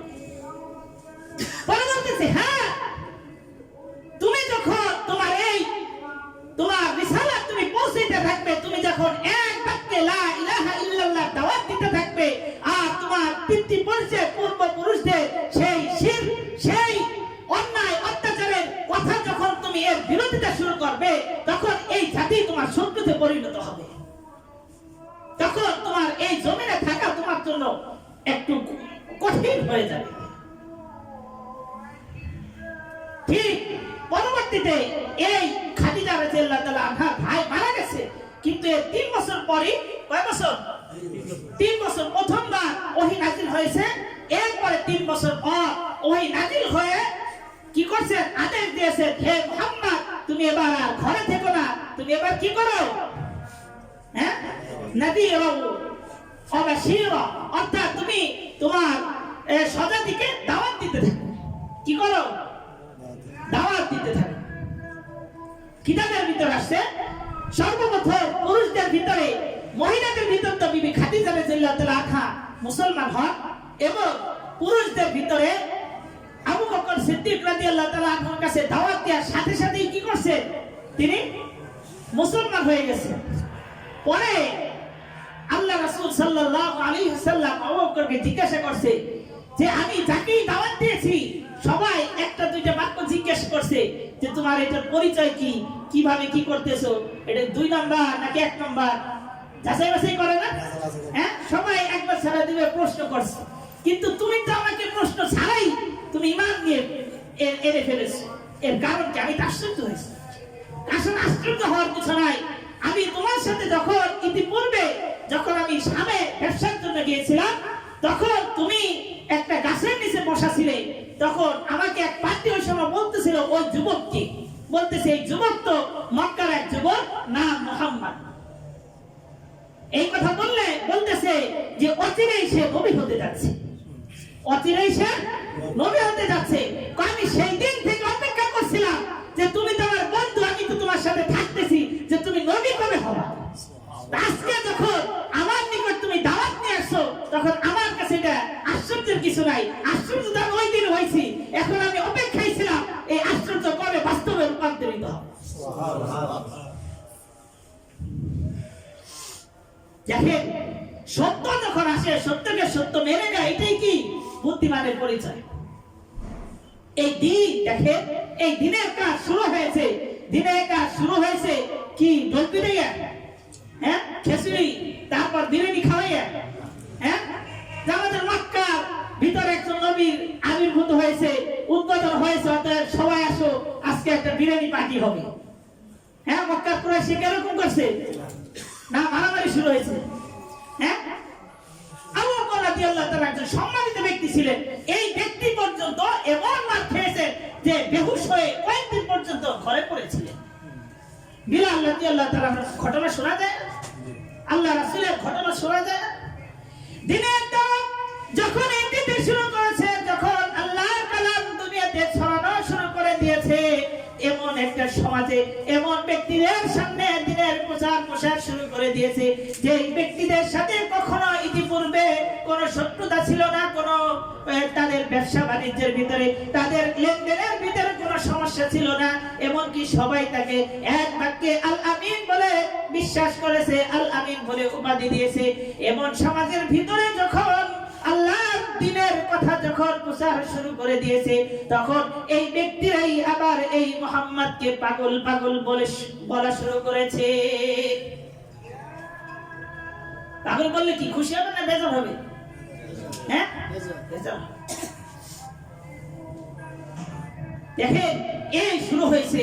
আল্লাহ দিনের প্রচার শুরু হয়েছে, আর এই পাল্টা কি হয়েছে, দুনিয়ার অত্যাচার শুরু হয়েছে। দিন কি বসেছিল? হ্যাঁ, আল্লাহ রাসূল কি বসেছিলেন? বসেছিলেন না। কষ্ট হয়েছে যখন এই হিজরত করে কিতাবের ভিতর আসে আল্লাহ রাসূল সাল্লাল্লাহু আলাইহি ওয়াসাল্লাম যেই দিন মক্কা ছেড়ে মদিনার দিকে, মদিনার উদ্দেশ্যে রওনা হয়, আল্লাহ রাসূল সেই গভীর রাতে কাবার গিলাফ ধরে চিৎকার করে কান্নাকাটি করতেছে আর বলতেছে, এরে কাবা, আমি চেয়েছিলাম তোর পাশে আমি থেকে, আমি তোর প্রতিবেশী যারা আছে সকলে যেন তোর নিকট এসে তোর রবের ইবাদত শুরু করে দেয় আর এই মূর্তি পূজার ইবাদত ছেড়ে দেয়, কিন্তু হে কাবা, আমাকে মাফ করে দিস, আমি আর তোর নিকট আমাকে থাকতে দিতেছে না। কিতাবের ভিতর আসছে যে আল্লাহ রাসূল এই কাবার গিলাফ করে হুমড়ি খেয়ে চিৎকার করে আওয়াজ, ভিতর থেকে আওয়াজ বের হয়ে চোখের পানি টপ টপ করে পড়তেছে আর কান্নাকাটি করতেছে। দেশের মায়া, কিসের মায়া? হ্যাঁ, দেশের মায়াতে সবচেয়ে আল্লাহর ঘর বাইতুল্লাহ মায়া ছেড়ে কি করতেছে? মায়ার কারণে কাঁদতেছে যে এই বাইতুল্লাহ ছেড়ে তাকে কোথায়, এক নিরুদ্দেশ অপরিচিত একটা জায়গায় তাকে কি করতে হচ্ছে? চলে যেতে হচ্ছে। এই তো হিজরত শুরু হলো, মদিনায় গেলে, মদিনায় যাওয়ার পর দিনের প্রচার শুরু করলেন। আস্তে আস্তে আস্তে আস্তে 1 বছর, 2 বছর, 3 বছর মদিনায় ছিলেন। সব মিলে কয় বছর? 10 বছর। মক্কায় 13 বছর। ইতিহাসে দেখা যায় যে 13 বছর মেহনত করছেন, মাত্র হাতে গোনা অল্প কিছু মানুষ কি হয়েছে? মুসলমান হয়েছে। অল্প কিছু মানুষ, যে মানুষের আসলে মুসলমান হয়েছে সত্য, কিন্তু মুসলমান তাদের অস্তিত্ব টিকিয়ে রাখার জন্য তাদের সব প্রত্যেকেরই কি করতে হয়েছে? দেশ ছাড়তে হয়েছে। কিছু কিছু সাহাবী তারা আবিসিনে কি করছে? হিজরত করছে। এরকম বিভিন্ন জায়গায় এক একজন এক এক অবস্থানে হিজরত করছে। কেউ কেউ আল্লাহ রাসূলের সাথে ছিলেন। তো মদিনায় 10 বছরে এই দিনের প্রচার আস্তে আস্তে ছড়াইতে শুধু মক্কা, শুধু মদিনা না, এই মক্কা মদিনার বাহিরেও বিভিন্ন রাষ্ট্রে কি হইতেছিল? প্রচার চিঠি পত্র প্রেরণ করা শুরু হয়ে গেছিল।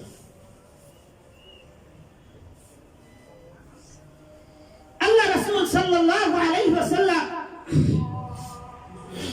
দিনের কাজ করার জন্য মক্কা শরীফে শুধু তো ঈদ পাকের মার খেয়েছে, মদিনায় এসে এর চেয়ে বড় বড় অবস্থানের সম্মুখীন হয়েছে। সর্বপ্রথম 1 বছর যেতে না যেতেই সংগঠিত হয় বদরের যুদ্ধ। কিসের যুদ্ধ? বদরের যুদ্ধ। বদরের যুদ্ধ শুনছেন না? ঘটনা কি ঈদের মতো আনন্দ ছিল নাকি? হ্যাঁ, 313 জন, এক পাশে 313 জন, আরেক পাশে কত? 1000-এর উপরে। এক পাশে মনে করেন ঘোড়া উট কিছুই নাই, আর এক পাশে কয়েকশো ঘোড়া। অর্থাৎ যুদ্ধের চিত্র যদি বর্তমান সময়ে বর্ণনা করতে হয়, এইভাবে বলা যায় যে এক পাশে মনে করেন বিভিন্ন সাজোয়াজান, বিভিন্ন গাড়ি, বড় বড় বুলেট প্রুফ গাড়ি, আর এক পাশে মনে করেন কোনো পোশাক নাই, লুঙ্গি একটা পরে, গামছা একটা মাথায় বাইন্ধে, খালি হাতে মনে করেন একটা ওই ডাল অথবা একটা মনে করেন কি দা বই, এগুলো নিয়ে মনে করেন রাস্তায় নামছে। আর আরেক পাশে মনে করেন বিশাল ভারী কামান, বিশাল বড় বড় অস্ত্র, ভারী অস্ত্র নিয়ে মনে করেন কি করছে? অবস্থান করছে। দুইটা কি, দুই দল কি সমান হবে? এক পাশে ট্যাঙ্ক সাজোয়াজান, আর এক পাশে মনে করেন লাঠি, দুটি কে হবে? হ্যাঁ, পারবে? এরপরে সংখ্যা কি পার্থক্য দেখেন, এক পাশে 313, আর এক পাশে কত? 1000-এরও বেশি। কি এখন আনন্দে যারা 313 আনন্দে যুদ্ধে যাবে? হ্যাঁ, যে যাই এবার একটু মাই খেয়ে এসে চলে যুদ্ধে যায়, কি মার খাইতে নাকি মাই দিতে যায়? দেখেন 313 জন, কঠিন ভয় মনে হয় না? যে নেতৃত্ব দেন এই সময় বদর যুদ্ধে আল্লাহ রাসূল কিতাবের ভিতর আছে, আল্লাহ রাসূল সেই দামুর ভিতরে সিজদায় পড়ে এমন কান্নাকাটি শুরু করছে, সাহাবায়ে কেরাম এসে বলতেছে, ইয়া আল্লাহ রাসূল, আপনি আর কান্নাকাটি করেন না, যা হবার একটা ফয়সালা তো অবশ্যই হবে, আমরা আল্লাহর ফয়সালার উপর সর্ব অবস্থা আমরা রাজি। আল্লাহ রাসূল কান্নাকাটি করতেছে, হে আল্লাহ,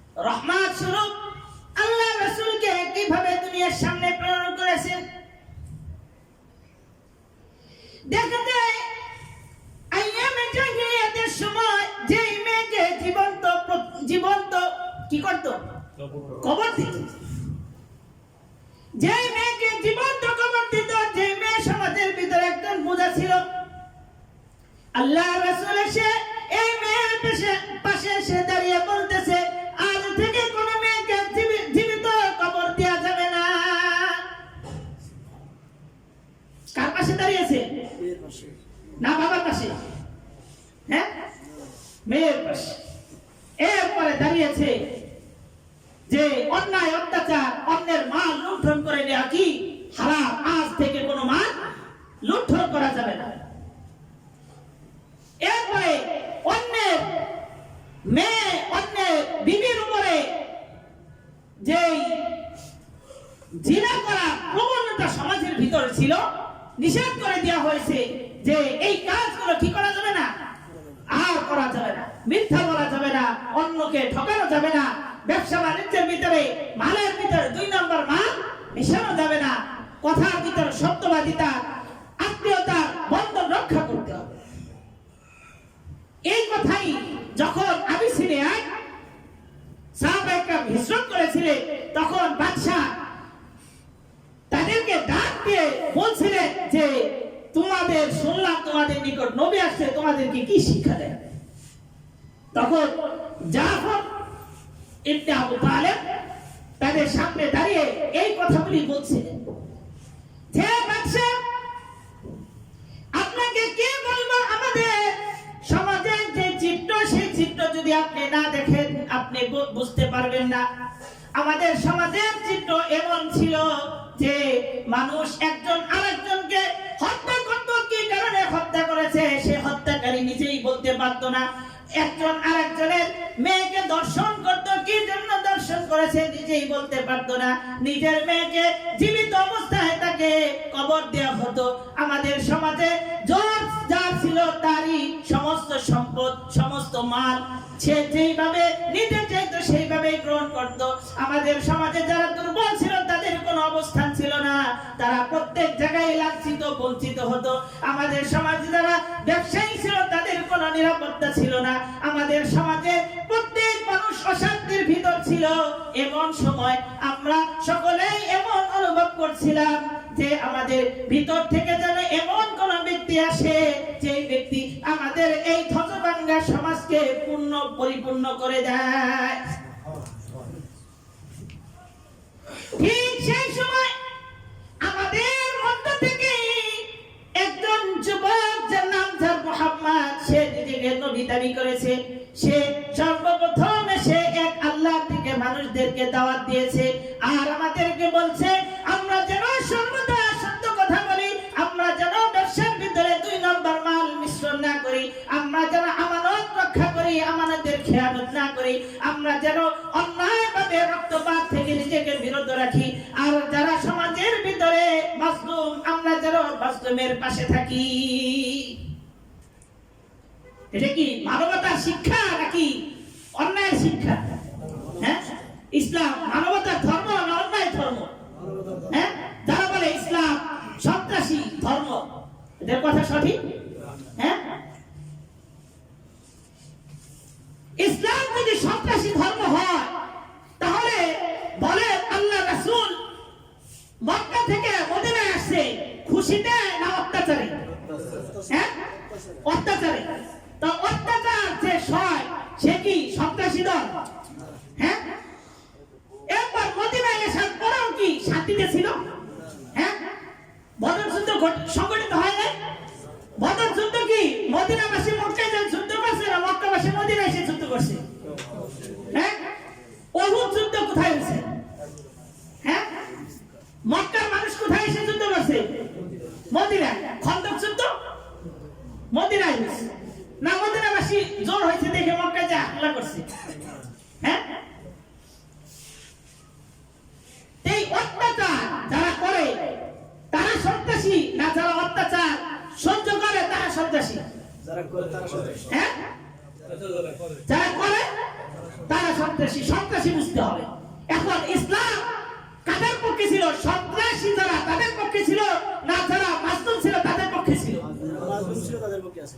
ইসলাম সন্ত্রাসী ধর্ম না মানবতার ধর্ম? বুঝতে হবে। কেউ যদি আপনার সামনে বলে, কি বলবেন?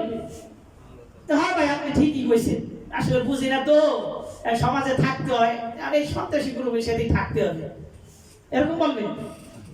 হ্যাঁ, দেখবেন কিছু শিক্ষিত সমাজ ভাইরা যারা বিভিন্ন বড় বড় অক্সফোর্ড এরকম বড় বড় বিশ্ববিদ্যালয়ে পড়ে আসে, দাঁত করে এসে বলে দেয় ইসলাম এক কি সন্ত্রাসী একটা দল, সন্ত্রাসী ধর্ম, একটা উগ্র দল, কি কি দল? উগ্র দল, এরকম ব্যবহার করার চেষ্টা করে। ইসলাম উগ্র দল?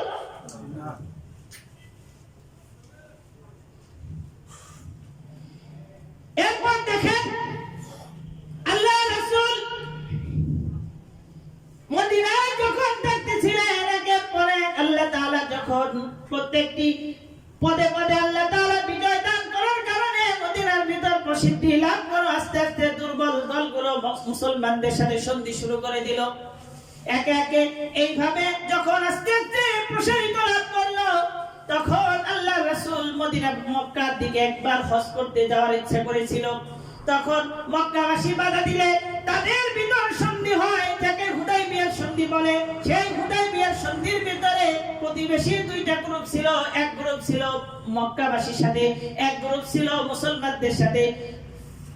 দরকার ছিল, তাই সেই সন্ধির ভিতর লেখা ছিল যদি কেউ কারো উপর অন্যায়ভাবে হামলা করে তাহলে সে তার হামলার হয় তার বিচার করবে, অথবা এই বিচার না করলে তাদের সাথে পুনরায় আবার যুদ্ধ সংগঠিত হবে।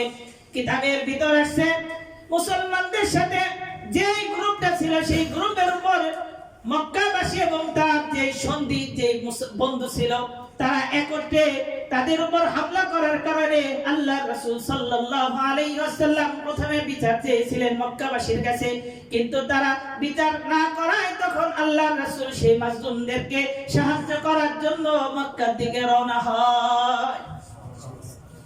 কিসের জন্য? সাহায্য করার জন্য।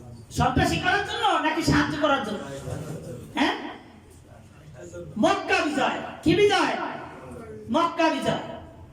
এই যে শব্দটা, এই শব্দটা খেয়াল রাখবে। মক্কা বিজয় হওয়ার উৎস ছিল কি?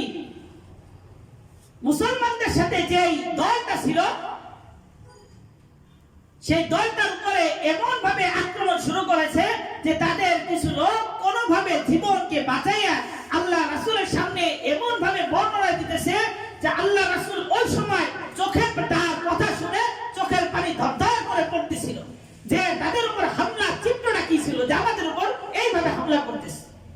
বর্তমানে খেয়াল করলে পাবে আমাদের প্রতিবেশী রাষ্ট্র মায়ানমার মুসলমানদের উপরে কেমন আক্রমণ করছে, চিত্র দেখা যায় না? মুসলমানদেরকে কিভাবে মারছে। জীবিত মানুষকে যদি আগুনে পোড়ায়, এর চেয়ে হিংস্র বোধ এর চেয়ে কি হতে পারে? এতে তো পশু আমারা মাঝে মাঝে ইউটিউবে দেখলে দেখা যায় যে বাঘ হরিণের বাচ্চা খায় না, এমনি নিয়ে খেলা করতেছে, দেখছেন এরকম ভিডিও? হ্যাঁ, তার মানে কি বাঘ যে একটা হিংস্র প্রাণী, এই হিংস্রতাকেও কি করছে মানুষ ওভারটেক করে গেছে। এরকম নজির আমাদের ইসলামের ইতিহাসে আছে, দেখেন তো, যে মানুষের উপর এইভাবে অত্যাচার করেছে। আজকে আমাদের হিন্দুস্তানে দেখেন কিভাবে মুসলমানদের উপরে আক্রমণ করতেছে, মুসলমানদের রক্ত নিয়ে হোলি খেলতেছে। যখন এই মুসলমানদের বন্ধু গ্রুপ এদের উপর যখন আক্রমণ হয়, তখন প্রথমে তাদের উপর আক্রমণ করা থেকে বিরত থেকে বলতেছিলেন তোমরা এর সুষ্ঠু বিচার করো। তখন মক্কাবাসী বিচার করা থেকে আস্তে নিজেদেরকে সরাই নিয়েছে। তখন এই প্রতিশোধ এই মাজলুমদেরকে সাহায্য করার জন্য আল্লাহর রাসূল মক্কা বিজয়ের জন্য প্রস্তুতি নেন। মক্কার ভিতর যখন প্রবেশ করে তখন কি হত্যা শুরু করে দিয়েছিলেন? হ্যাঁ, যুদ্ধের একটা সবচেয়ে চূড়ান্ত একটা নিয়ম হলো যদি কোন এলাকাবাসীর বিরুদ্ধে দাঁড়ায়, তখন ওই এলাকা যারা পরাজিত হয়, এই পরাজিতর ভিতরে ওই গ্রামকে পরিপূর্ণ ধ্বংস করে দেওয়া, এটা যুদ্ধের একটা নিয়মের ভিতর বৈধতা রাখে। কি রাখে? বৈধতা রাখে, অর্থাৎ এই এলাকা পরিপূর্ণ ধ্বংস করে দিবে। আল্লাহ রাসূল যখন মক্কা বিজয় করে, আল্লাহ রাসূল যদি ওই সময় যুদ্ধ নিয়ম অনুযায়ী যদি মক্কাবাসীর মক্কা পরিপূর্ণভাবে যদি ধ্বংসস্থানে রূপান্তরিত করত, তাহলে এইটা অন্যায় হতো এরকম না। এটা যুদ্ধের একটা কি থাকতো? একটা নীতি, অর্থাৎ এই নীতিতে তারা যদি চলে যে এটা অন্যায় না। যুদ্ধের ভিতরে এমনি সাধারণ মানুষ মারলে অন্যায় না? যুদ্ধের ভিতরে মানুষ মারলে অন্যায়? হ্যাঁ, অন্যায়, ফাঁসি হয়ে যাবে। সে এতজনকে হত্যা করেছে, অতএব তার নামে ফাঁসির রায় হয়ে যাবে, এরকম কিছু। কি জন্য? অর্থাৎ যুদ্ধের কিছু পার্সোনাল কিছু কি আছে? নিয়ম আছে, পার্সোনাল কিছু নিয়ম আছে। ঠিক এই নিয়মের ভিতরে একটা আছে, যে এলাকাবাসী বিদ্রোহ করে দাঁড়াবে সেই এলাকা পরিপূর্ণ ধ্বংস করে দেওয়া কি বৈধ? সেই এলাকা পরিপূর্ণ ধ্বংস করে দেওয়া বৈধ। আল্লাহ রাসূল যখন মক্কা বিজয় করতেছে, এই মক্কায় আল্লাহ রাসূল ছিলেন না? এই মক্কাবাসী তো মক্কা থেকে তাদেরকে বের করছে নাকি? হ্যাঁ, শুধু কি তাকে বের করছে?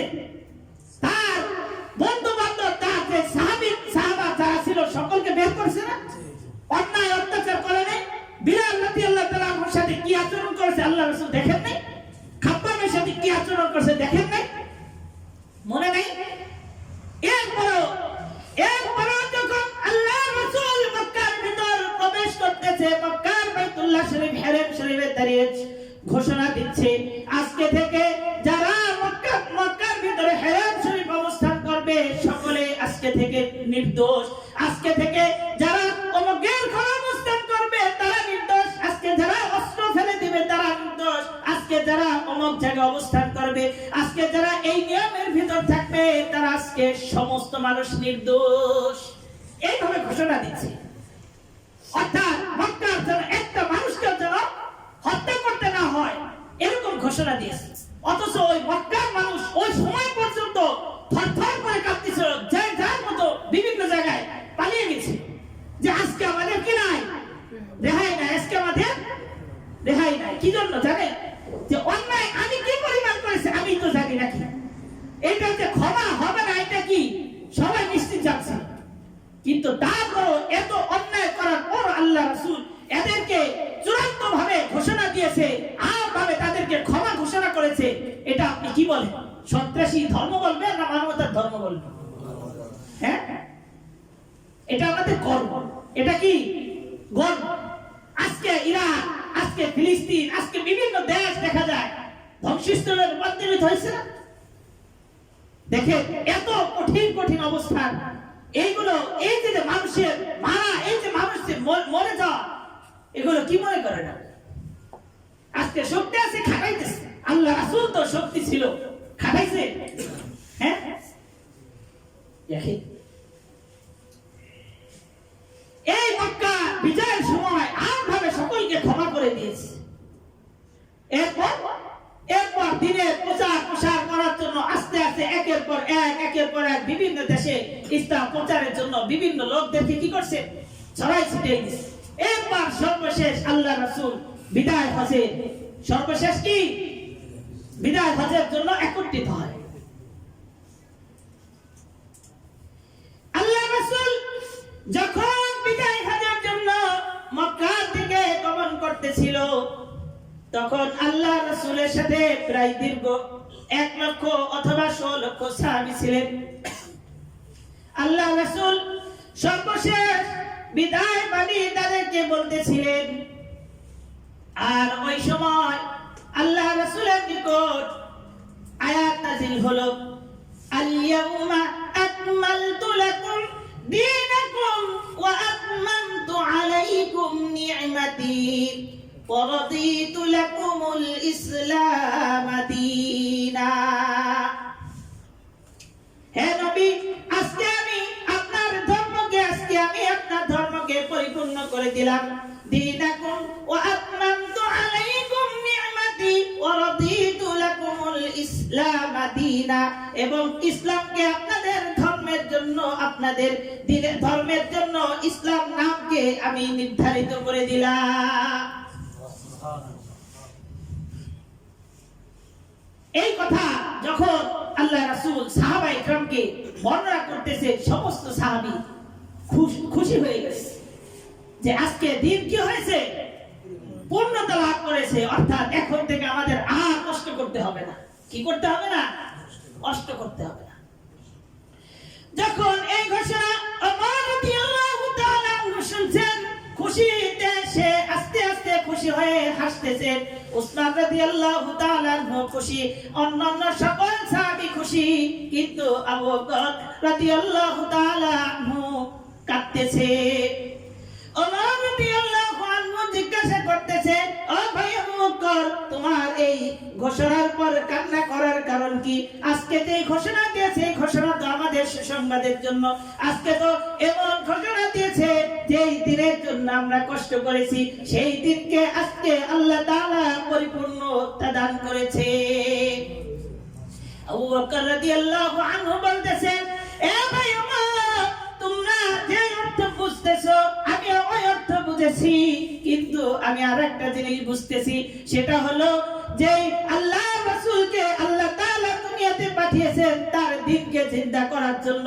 যখন তার দ্বীন দুনিয়াতে পরিপূর্ণতা লাভ করে, তখন ওই জায়গায় তার রাসূল থাকার কোনো আবশ্যকতা থাকে না। যে সমাজে আল্লাহ দ্বীন পরিপূর্ণতা লাভ করেছে, সেই সমাজে আর রাসূলের প্রয়োজন থাকবে না। অতএব আমার কাছে মনে হচ্ছে তোমরা তো দ্বীন পরিপূর্ণ হয়ে যাওয়ার জন্য খুশি হচ্ছ, কিন্তু আমরা আল্লাহ রাসূলকে হারিয়ে ফেলার জন্য আমি কান্না করতেছি। অর্থাৎ অচিরেই আল্লাহ রাসূল আমাদের থেকে চলে যাবে। কি করবে? আল্লাহ রাসূল আমাদের থেকে চলে যাবে। এইবার সকল সাহাবী কান্নাকাটি শুরু করে দিয়েছে যে কথা তো ঠিক, দিন পরিপূর্ণ হয়ে যাওয়া মানে আল্লাহ রাসূল থাকবে, প্রয়োজন আছে।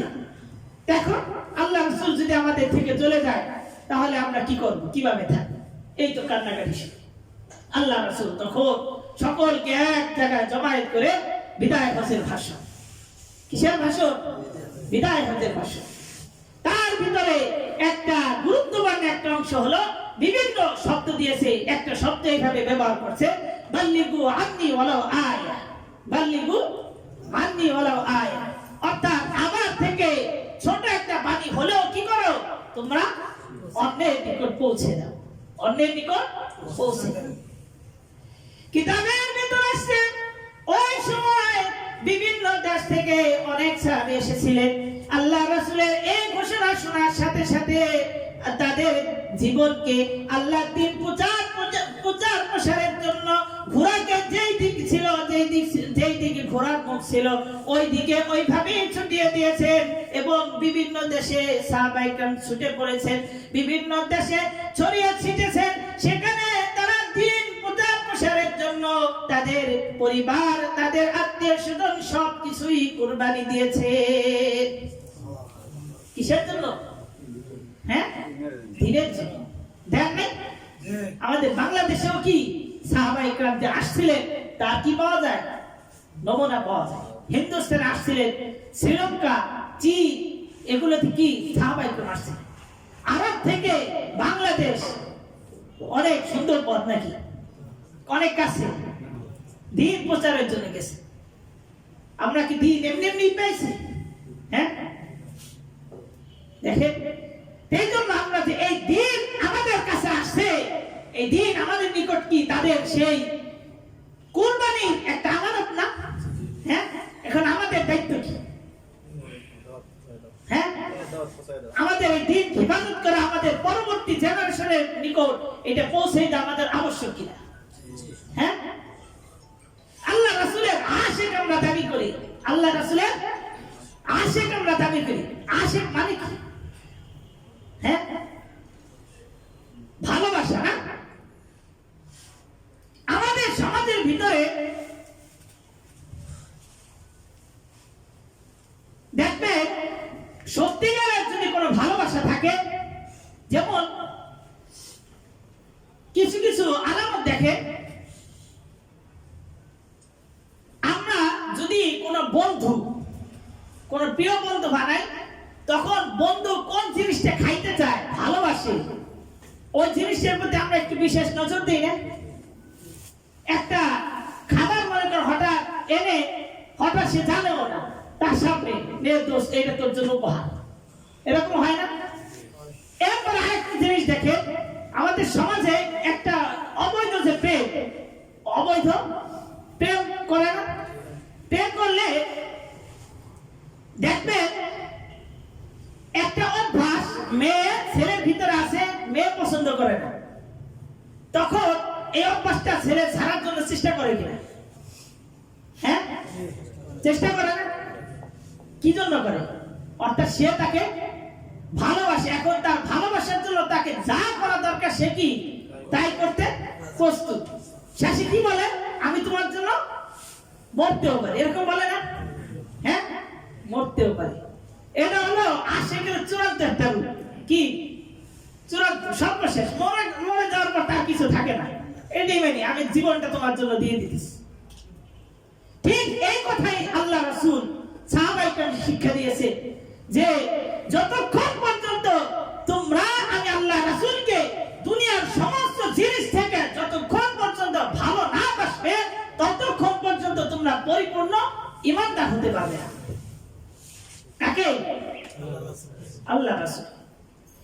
এই জন্যই সাহাবায়ে কেরামকে যখন ঘোষণা দিয়েছেন এখন যুদ্ধের জন্য আমাদের যেতে হবে, ওই সময় দেখা যায় বছরের একবার খেজুরের ফসল আসতো, এই খেজুর পাকতো, কিন্তু এখন যদি যুদ্ধে যায় খেজুরগুলো নষ্ট হয়ে যাবে, সারা বছর কি খাবে জানে না। কিন্তু যেহেতু আল্লাহ রাসূল দাওয়াত দিয়েছেন, আল্লাহ রাসূল ডাক দিয়েছেন, এই ফসল ফেলেই তারা যুদ্ধের ময়দানে রওনা দিয়েছে। শুধু কি তাই, অনেক যুবক এমন ছিল যে যুবক মাত্র সবেমাত্র বিবাহ করেছে, এখন পর্যন্ত তার সাথে একটি রাত উদযাপন করেনি। এমন সময় ডাক এসেছে যুদ্ধে যাইতে হবে, এই বিবিকে ওইভাবে রেখেই তার থেকে বিদায় নিতেছে যে তোমার কাছে আমি যদি যাই তোমার এমন হতে পারে তোমার মহব্বতে আমি আল্লাহর রাসূলের ডাককে প্রত্যাখ্যান করতে পারি, অতএব আমি চাই না আল্লাহ রাসূলের সামনে দুনিয়ার কোনো ভালোবাসা আমাকে এসে বাধা দেয়। অতএব তোমার সাথে তুমি যদি থাকো কালকে আমাদের ময়দানে তোমাদের সাথে দেখা হবে। এইভাবে আল্লাহ রাসূলকে ভালোবাসে। যুদ্ধের ময়দানে যখন আল্লাহ রাসূল উহুদ যুদ্ধের ময়দানে চতুর্দিক থেকে তীর আসতেছিলেন, আল্লাহ রাসূলকে লক্ষ্য করে তীর ছুটতেছিলেন, তখন তালহা রাদিয়াল্লাহু তাআলা আনহু এবং আরো কয়েকজন সাহাবী তারা নিজের জীবনকে এমন ভাবে উৎসর্গ করেছে আল্লাহ রাসূলকে ধরে যেই দিক থেকে তীর আসে সেই দিক থেকে নিজের বুককে পেতে দেয়, যেই দিক থেকে তীর আসে নিজের পিঠকে পেতে দেয়। এইভাবে কিতাবের মধ্যে আসছে হযরত তালহা রাদিয়াল্লাহু তাআলা আনহু শরীরের ভিতরে প্রায় 70টা তীরের আঘাত পাওয়া যায়। এইভাবে আল্লাহ রাসূলের জন্য জীবন দিয়েছে। কিভাবে? আল্লাহ রাসূলের জন্য জীবন এইভাবে দিয়েছে। এটাকে বলে আশিক রাসূল। কি বলে? আশিক রাসূল। শুধু মিষ্টি খাওয়ার নাম আশিক রাসূল? হ্যাঁ, আজকে আমরা এখন এই দুনিয়াতে বাস করতেছি, দেখেন আল্লাহ রাসূল সর্বশেষ যখন মৃত্যুবরণ করে কিতাবে হযরত আয়েশা রাদিয়াল্লাহু তাআলা বলে আল্লাহ রাসূল সাল্লাল্লাহু আলাইহি ওয়াসাল্লাম যখন মৃত্যু শয্যায় শায়িত, তার মুখ থেকে শুধুমাত্র একটা শব্দই বারবার উচ্চারিত হচ্ছিল, সেইটা হলো আসসালাতু আসসালাত। এরকম না? সালাত মানে কি? নামাজ। অর্থাৎ আমার উম্মত তোমরা কি করো? নামাজের প্রতি যত্নবান হও, নামাজের প্রতি যত্নবান হও। আল্লাহ রাসূল যদি আমাদেরকে এই কথা সর্বশেষ সময় বলে যায় তাহলে আমাদের করণীয় কি?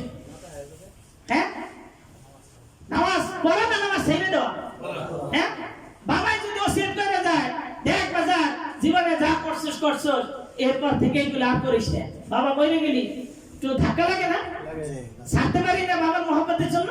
হ্যাঁ, বাবাই যদি এই কথা বলে যাইতে পারে, বাবার কথা যদি মানতে পারি, আল্লাহ রাসূলের মহব্বত আমাদের নিকট বেশি থাকবে না কম থাকবে? তো বেশি থাকলে কি নামাজ ছেড়ে দিতে হবে? হ্যাঁ, কষ্ট তো হবেই না। এই জন্য এই আল্লাহ রাসূলের জিন্দেগি আমরা যা শুনলাম, যেন আমাদেরকে অক্ষর অক্ষরে আল্লাহ রাসূলের প্রত্যেকটা কাজ আমাদেরকে পদাঙ্ক অনুসরণ করে আমাদের বাকি জীবন চলার আল্লাহ তাআলা তৌফিক দান করে আমিন ওয়া আখির দাওয়াত আলহামদুলিল্লাহি রাব্বিল আলামিন ربنا ظلمنا أنفسنا وإن لم تغفر لنا وترحمنا لنكونن من الخاسرين ربنا لا تزغ قلوبنا بعد إذ هديتنا وهب لنا من لدنك رحمة إنك أنت الوهاب اللهم اغفر لحينا وميتنا وشاهدنا وغائبنا وصغيرنا وكبيرنا وذكرنا وأنثانا اللهم من أحييته منا فأحيه على الإسلام ومن توفيته منا فتوفه على الإيمان আল্লাহ পরওয়ারদিগার মাওলা মেহেরবান খুদা তোমার কিছু পাগল বান্দা আল্লাহ তোমার হুকুম নামাজের পর আল্লাহ তোমার কোরআনের কারীম তোমার কোরআনের আলোচনা শোনা তোমার রাসূলের আলোচনা শোনার জন্য বসেছে আল্লাহ দীর্ঘ সময় পর্যন্ত ধৈর্যের সাথে কথাগুলো শুনেছে আল্লাহ এই সময়টুকুর বরকতে তুমি আমাদের জীবনের সমস্ত গুনাহগুলোকে মাফ করিয়া দাও আমিন আল্লাহ বাকি জীবন যেন আল্লাহ রাসূলের জিন্দেগি প্রত্যেকটা কাজ যেন স্মরণ করে চলতে পারি সেই তৌফিক দাও আল্লাহ আল্লাহ রাসূল যেই দিন রেখে গেছেন আল্লাহ যেই দিনের জন্য কষ্ট করেছে আল্লাহ যেই দিনের জন্য সাহাবা একরাম জীবন দিয়েছেন আল্লাহ যেই দিনের জন্য একের পর এক জাতি কুরবানি দিয়ে আমাদের পর্যন্ত দিনকে রেখে গেছেন আল্লাহ তুমি তাদের সকলকে মাফ করিয়ে দাও আল্লাহ আমরা যেন তোমার দিনকে আমানত হিসেবে রেখে আমাদের পরবর্তী প্রজন্মের কাছে পৌঁছে দিতে পারি সেই তৌফিক দাও আল্লাহ আমাদের যারা মা নাই বাবা নাই দাদা নাই দাদি নাই নানা নানি চাচা চাচি আত্মীয় স্বজন পাড়া প্রতিবেশী অন্ধকার কবরে শহীদ জানি না কি অবস্থায় আছে আল্লাহ তুমি তাদের কবরের সমস্ত গুনাহগুলোকে মাফ করিয়ে দাও আল্লাহ কবরকে জান্নাতের বাগান বানিয়ে দাও আল্লাহ আল্লাহ তুমি তাদের উপর পরিপূর্ণ সন্তুষ্ট হয়ে যাও আল্লাহ তাদের যা উত্তরসূরি আমরা দুনিয়ায় জীবিত আছি আমাদের পরিপূর্ণভাবে ঈমানদার মুত্তাকি পরহেজগার বানাইয়ে দাও আল্লাহ পাঁচ ওয়াক্ত নামাজ যেন জামাতের সাথে আদায় করতে পারি সেই তৌফিক দাও আল্লাহ আল্লাহ বাকি জীবন যেন হালাল মোতাবেক চলতে পারি সেই তৌফিক দাও আল্লাহ আল্লাহ আমাদের ভিতর যারা অসুস্থ তাদেরকে সুস্থ করিয়া দাও আল্লাহ আল্লাহ তোমার এক ভাইয়ের জন্য দোয়া চেয়েছে আল্লাহ অনেক অসুস্থ আল্লাহ তুমি তো সকল ডাক্তারের ডাক্তার আল্লাহ দুনিয়ার সকল ডাক্তার যেখানে ব্যর্থ হয়ে যায় আল্লাহ তোমার সেখান থেকে শুরু হয় আল্লাহ তুমি যদি দয়া করো আল্লাহ দুনিয়ার সকল ঔষধ ছাড়াই তুমি তাকে ভালো করে দিতে পারো আল্লাহ আমরা তোমার নিকট চাইতেছি আল্লাহ আমাদের ভাইকে পরিপূর্ণ সুস্থ করিয়া দাও আল্লাহ আল্লাহ তার যত হাজাত প্রয়োজন আছে সব গায়বী খাজনা থেকে পূর্ণ করিয়া দাও আল্লাহ আমাদের ভিতরে যারা সুস্থ আছে তাদের সকলকে সুস্থ করিয়া দাও আল্লাহ যারা পেরেশানির ভিতর আছে তাদের পেরেশানি থেকে উদ্ধার করো আল্লাহ যারা ঋণগ্রস্ত আছে তাদের ঋণ পরিশোধ করার ব্যবস্থা করিয়া দাও আল্লাহ সকলের মনে নেক আশাগুলোকে পূর্ণ করিয়া দাও আল্লাহ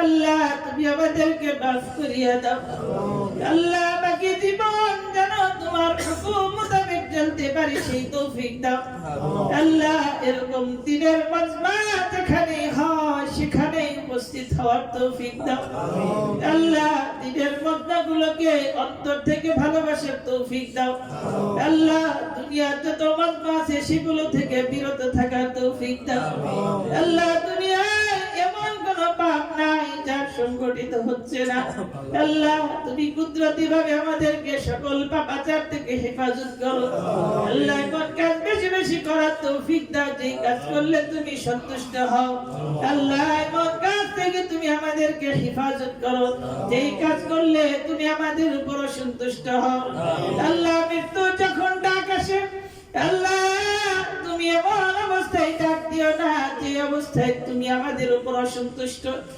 আল্লাহ এমন অবস্থায় আমাদেরকে ডাক দাও যে অবস্থায় তুমি আমাদের উপর সন্তুষ্ট থাকো আল্লাহ তুমি আমাদেরকে মাফ করিয়া দাও সুবহান রাব্বিকা রাব্বিল ইজ্জাতি আম্মা ইয়াসিফুন ওয়া সালামুন আলাল মুরসালিন الحمد لله رب العالمين